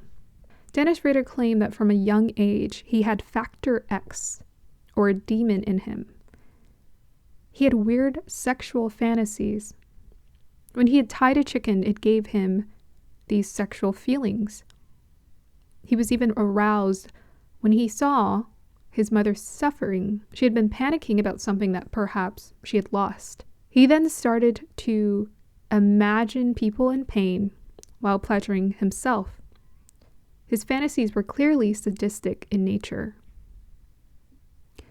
There was a time where his mother had caught him pleasuring himself. She said to him, "If you do that, God will come and end you." his mother had taught him sex was shame. In general, Dennis came off as a guarded person. He later went on to serve in the Air Force, similar to Jeffrey Dahmer, who also had a military background. This is said to be a common trait for those who harbor some murderous intent, Hitler also being one of them. And similar to Jeffrey Dahmer, he was discharged from the military. He then went to live the married life with kids and became active in the Lutheran Church. He referred to some part of himself as a minotaur when he would have dark moods where he seemed to fall into depression. The trigger point occurred when he lost his job in 1973. He started taking lives in 1974 to reclaim his power. 1974 was when he had his first incident. He took a total of 4 lives, 2 parents and 2 kids. He binded, tortured, and killed. BTK. Throughout the period of him taking lives, he would take breaks where he would pause until the urge came back. During his pauses, Dennis would often re-experience with pleasure his dark fantasies through the memorabilia, the journals, and the photos. In 17 years, he took a total of 10 lives, most of them women or mothers. At times, he participated in autoeroticism. He would dress in the clothing of the victims. As a woman, he would bind himself and take pictures. He also started to taunt the police by sending them letters in detail about what he did. He wanted national attention. In 1991, the murders stopped. The high was gone. He continued to send confessions to media outlets with souvenirs. One of the items he had sent out was a floppy disk. And in 2005, the metadata on that floppy disk was traced back to him. And 9 days after it was sent out, he was arrested. Now let's go ahead and look at his chart. He is a chameleon. He has all of the mutable signs. So Dennis also, he has all the mutable signs. He has a Virgo, Sagittarius, Pisces. He has all the mutable, so he could easily blend in. That's why people are like, oh, yeah, he could easily just, whereas a Richard Speck would not. You know, he had one personality and that was it. And his situation was a one-time event, but it was interesting to study his background because it was crazy. I think for Richard, he definitely locked some things deep resentment in his psyche. He had no idea how to process. He had no idea it was even happening. So growing up, Dennis feels isolated from his parents. So he's got a sun in Aquarius. Immediately, the karma for that person is detachment. So usually growing up in that Sun Aquarius energy, maybe you feel a bit of a disconnection from your upbringing, your father, or the people around you. His father was absent. And the only way to heal this energy is to learn detachment. So you're actually here to learn how to be independent. And he's got Saturn Rahu in the first house. He's got Saturn Rahu in the first house. So there's, again, huge pressure, depression. And Saturn Rahu is opposite of Moon Ketu. So huge pressure being put on him. So the isolation, Moon Ketu can also create a sense of isolation and aloneness as well. A lot of people's charts have that. They feel alone. They feel like a victim because they feel lost. Their psyche feels lost. They feel confused. You know, they don't feel safe and secure. So Moon is our sense of safety and security. They don't feel safe and secure in the world, and they're trying to figure out why. The first thing we do as humans, we try to reason things. We try to find why. Oh, it's my parents, or it's this, or it's that. So he's a Purnavasu ascendant. He was known as being a father. He was known as being the father next door. So this provided him with his mask. He's got Rahu there. He was able to put on a very good social mask. He was able to act out. Rahu is like an actor. It knows how to act and be whatever it wants to be in that moment in time. He was seen as dependable. He participated in Boy Scouts. He went to church. He performed well in school. So he ticked all the boxes to all of the social norms. Rahu in Gemini in the first house, one wears a mask to hide their hidden persona and duality. So it's in a dual sign. It's Rahu. Yeah, so his Rahu is in Purnavasu as well. So Rahu right on the ascendant. Yeah, Rahu's right on the ascendant. He can become whatever. This is really great for an actor. But it also, there's a superiority complex there with that Rahu. So he's got Saturn, Rahu in the first house in Gemini. So this is intense pressure and mental energy focused on the self and depression. So this created personal insecurity. There's a deep personal insecurity around him. There's a deep pressure and just a deep resentment at life because he felt that pressure and he didn't know where it was coming from. He didn't know why he couldn't be happy like everybody else. He probably thought something was wrong with him and that he was being punished in life. So Saturn in the first house with Mars in Capricorn, he liked things orderly. He was precise, predictable, and a perfectionist to some extent. Saturn in Ardra, obsessive, depressive state. Sun in Aquarius, Purvabhadrapada, ruled by Jupiter, Sun in detriment, lost identity. In the ninth house, exaggerated sense of self. Big self-importance internally, but depressed. Sun in Aquarius, absent father who worked long hours as a utility lineman. And as a child, he was quiet. So a lot of Aquarius people talk about feeling alienated, withdrawn, quiet, not very social. Because their self-esteem, their confidence, their light is so, it's almost like the light is very dim. Because they got to find it. They got to clean it, like wipe away all that dust. That's the Sun in Aquarius. Wipe away the dust. He wasn't very social. So we got Moon Ketu in the 7th in Sagittarius Purvashada and Uttarashada. So he had a warrior-like mindset deep down inside. There's some mental confusion with that Ketu. Unresolved anger issues. Disconnected from mother and nourishment. Also, that Ketu is showing you what his past life and his karma with his mother was. So this is definitely a karmic dynamic with his mom. She might have been kind of a tough cookie, but maybe a little confusing. He got mixed signals from her. And yeah, sense of safety. Yeah, so like his mom would be confused or she would panic or worry. So her mentality wasn't stable either. And that frustrated him as a child. You know, you're looking to your mother to make you feel safe in this world. So Purvashada is also that black magic occult nakshatra. He's got a debilitated Mercury in Pisces. So in Uttada Bhadrapada in the 10th house. So waterlogged thinking and confusion, serpent energy of the deep. So his Mercury is submerged. Very heavy. It's almost like carrying the ocean on your mind, on yourself, like feeling all of that ocean weight pressure on you. Depression. He said his mother didn't pay enough attention to him. So that K2 mother is gone. So physically his mom is there in the 7th house, but not present. So he wanted his mommy to be there. She wasn't there. Venus in Aries, Aswini, Ketu ruled in detriment in 11th house.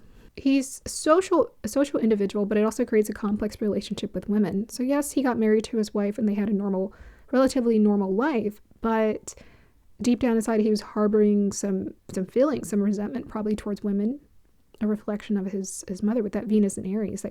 That's anger issues. This is maybe someone who, especially if they're not healed, this is someone who wants to dominate women through violence, aggression, or violence people, connections. So it's sitting in the 11th house. Wants to yes, that's what he did with women. So he expressed anger and resentment towards his mother in that way when he was ending the lives of these women who were often mothers. Not all the time, but a lot of them were mothers. He didn't care. If they were mothers, he probably thought that was a good, I don't know. He got something out of that. That was an intentional target for him. We got Jupiter and Leo in Uttada Falguni ruled by Sun in the 3rd. So creative energy there, versatile skills. He liked to take photos of himself dressed as women, fulfilling his dark fantasies and of his victims. So the creative skills are there, but they're being used in a darker way, shape, and form. A lot of these people who were committing the crimes, they actually all of them had creativity in their chart. all of them saw it as an art form. And in that dasha, he spent that time documenting and journaling about his crimes. He spent a lot of that time just like obsessing over, like thinking about it and enjoying it. You know how people are going through old albums and are thinking about these nostalgic memories? That's him when it came to the lives he took. He would take pleasure and appreciate nostalgic pleasure in looking at these. He had an exalted Mars in Capricorn in Dashnista Nakshatra in the 8th house. So there's deep hidden aggression, pent-up aggression released in a ritualistic, controlled manner. Very controlled. Sun opposite Jupiter may appear moralistic, but may battle between ego, desires, and the higher beliefs. So that was echoing through his chart, is like there's this strong sense of self-importance, mixed with a superiority complex, mixed with an inferiority complex, mixed with a belief system.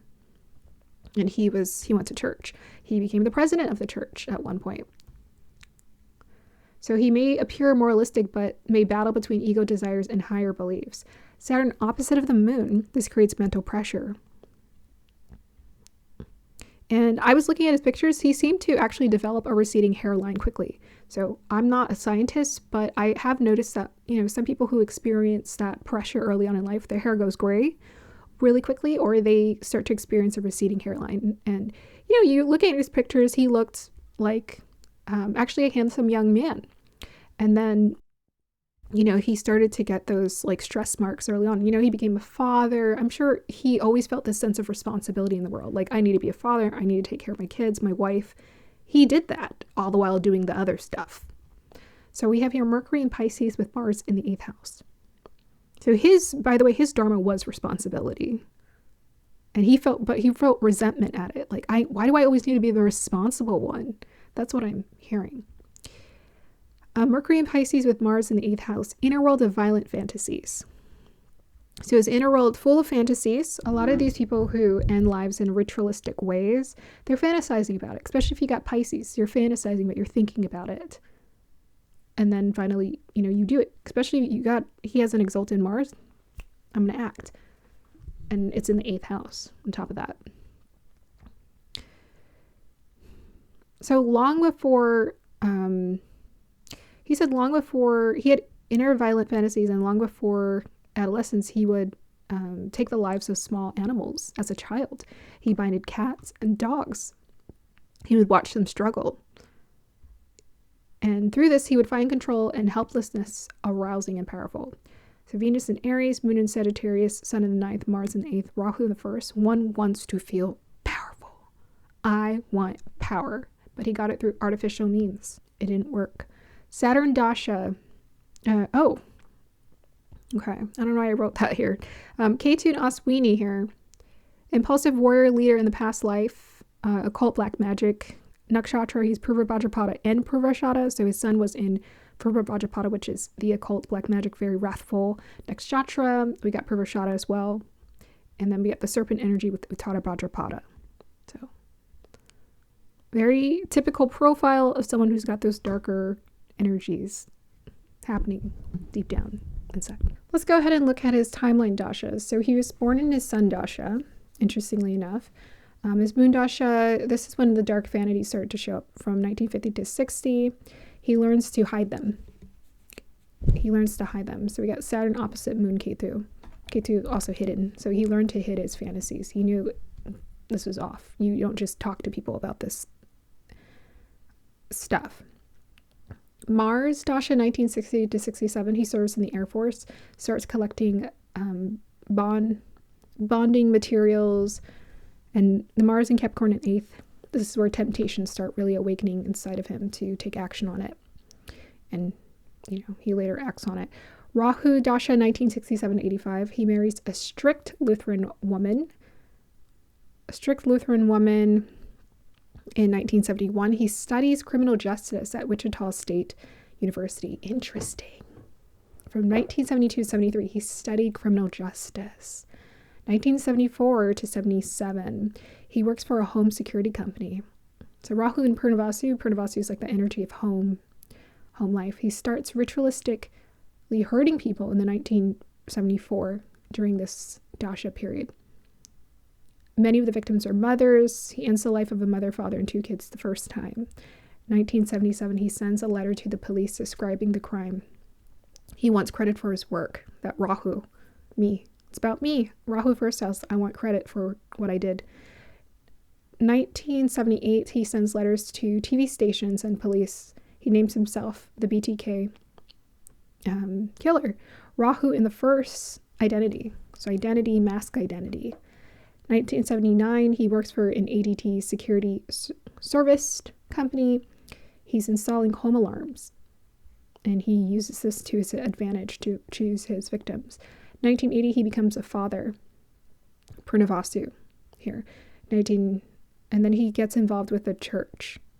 So this is all during his Rahu Dasha, I believe, and looks like Rahu's in the first house, so he's getting notoriety, attention. He's getting involved. He gets elected as the church president.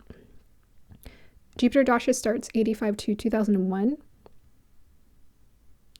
1985, he continues on, so he stopped, and then he continues with taking the lives. He stages photo sessions during this time, so that Jupiter in Leo is kind of creative, taking photos. 1991, he commits the final known taking of the life. He relives the crimes through writing and memorabilia. He focuses on normal life. Then from 1991 to 2004. Saturn Dasha starts 2001 to 2020. In 2004, he resumes communication with the police and media by sending letters and packages signed by the BTK. 2005, he sends a floppy disk to the police, and on this is a metadata that reveals who was the last person that modified. And it was him at the Christ Lutheran Church. February 25th, 2005, right around his solar return, he's arrested outside his home in Park City, Kansas. June 2005, he confesses and details to 10 murders. So here's my wrap-up thoughts about Dennis. He was the oldest of 4 boys. His parents appeared to place responsibility on him as the oldest. His father was largely absent. He said he felt emotionally neglected by both parents. And what happened is he continued to play the role of the character. So he was taught, how do you behave in society? Rahu knows how to adapt. It's a chameleon. It knows how to act a certain way in society to get around, how to behave. So he continued to play a character, but in private and internally, there's like resentment that was churning at his childhood, at his life. He deeply leaned into lust, wrath, pride. This decided that he was gonna make the choices that he wanted to make. There was a huge theme for him around a megalomania mindset. So we got Rahu in Gemini in the first house. We have Jupiter in the 3rd house in Leo. So there's a mindset again. And we got Saturn aspecting it, sitting in an air sign in the 9th house.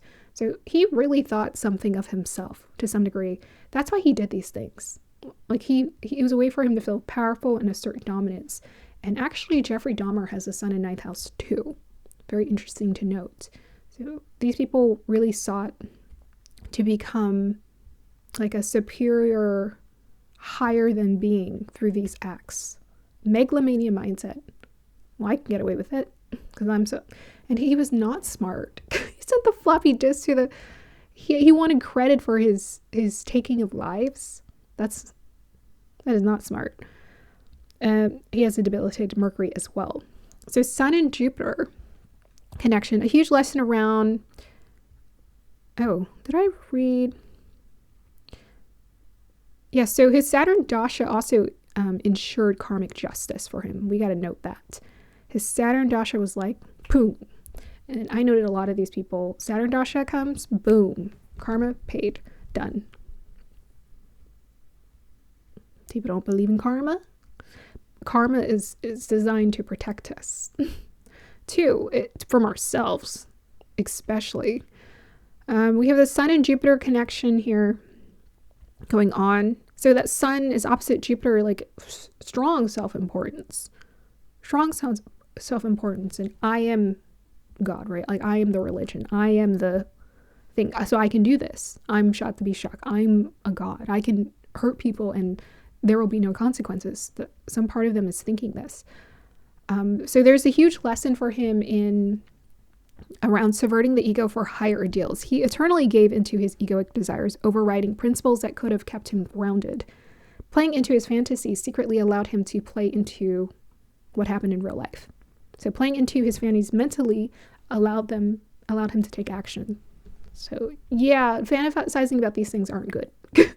It's one thing to have like an invasive thought, but if you keep happening, you like take pleasure in it. Like, I'm like, go see a therapist, please. If you don't know how to journal, go see a therapist, okay? If you don't know how to journal, just go see someone. Talk it out. Get it out. Get it out. There's a lot of confusing mental energy in his chart, for sure. Just enough clarity to create a dual persona and play dad next door.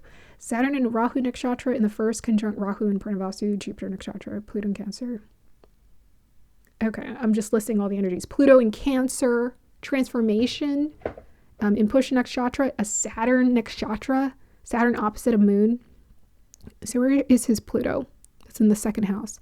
So yeah, there's a repetition of karmic struggle with emotions. Karmic struggle with emotions, karma just in general when it came to his identity and the pressure he felt in life. Karma when it came to his ego. His thing was to learn humility, set aside his pride. Definitely ask for help, ask for assistance, and redirecting. Because the psyche was not, it was just not balanced whatsoever. Thank you for joining me for part 2 of the Monster Inside series. I will be back with part 3, where we will be discussing the other profiles. So we got Harold Shipman, Ted Bundy, Eileen Wernunos, Jeffrey Dahmer, Beth Thomas, and David Anthony Burke. I apologize for speaking fast. I am re-recording some of the profile stories because I want it to pace it better so that you guys can hear me more clearly. I am giving myself my own feedback. Hopefully I can learn to just take my time and be patient. The reason why I was rushing through a lot of these profiles is because I did them all back to back. So I did 6 profiles, or maybe like the first 7. No, I did 1 profile with the first one, but I did basically like 3-hour recordings at a time. And I was just trying to get all of the information because I wanted to upload this fast. Turns out that was impossible because it ended up being about 8 hours of recorded content. So I had to go back and redo things because I wanted it to be a lot more clear, and I decided to give myself more time to edit, and that way you guys get the most effective information. In the future, if I ever do any chart analysis, I will definitely make sure that I am pacing everything about a lot better because it is a lot of information. That is the way my brain works, but at the same time it's fun, right? This is just a fun way for me to explore learning about Vedic charts and putting all these pieces together. And I hope you're getting something out of this. You know, if you like studying Vedic astrology, if you're learning something about yourself, or you're getting you're experiencing a really interesting deep dive or perspective about the minds, the psychology of other people.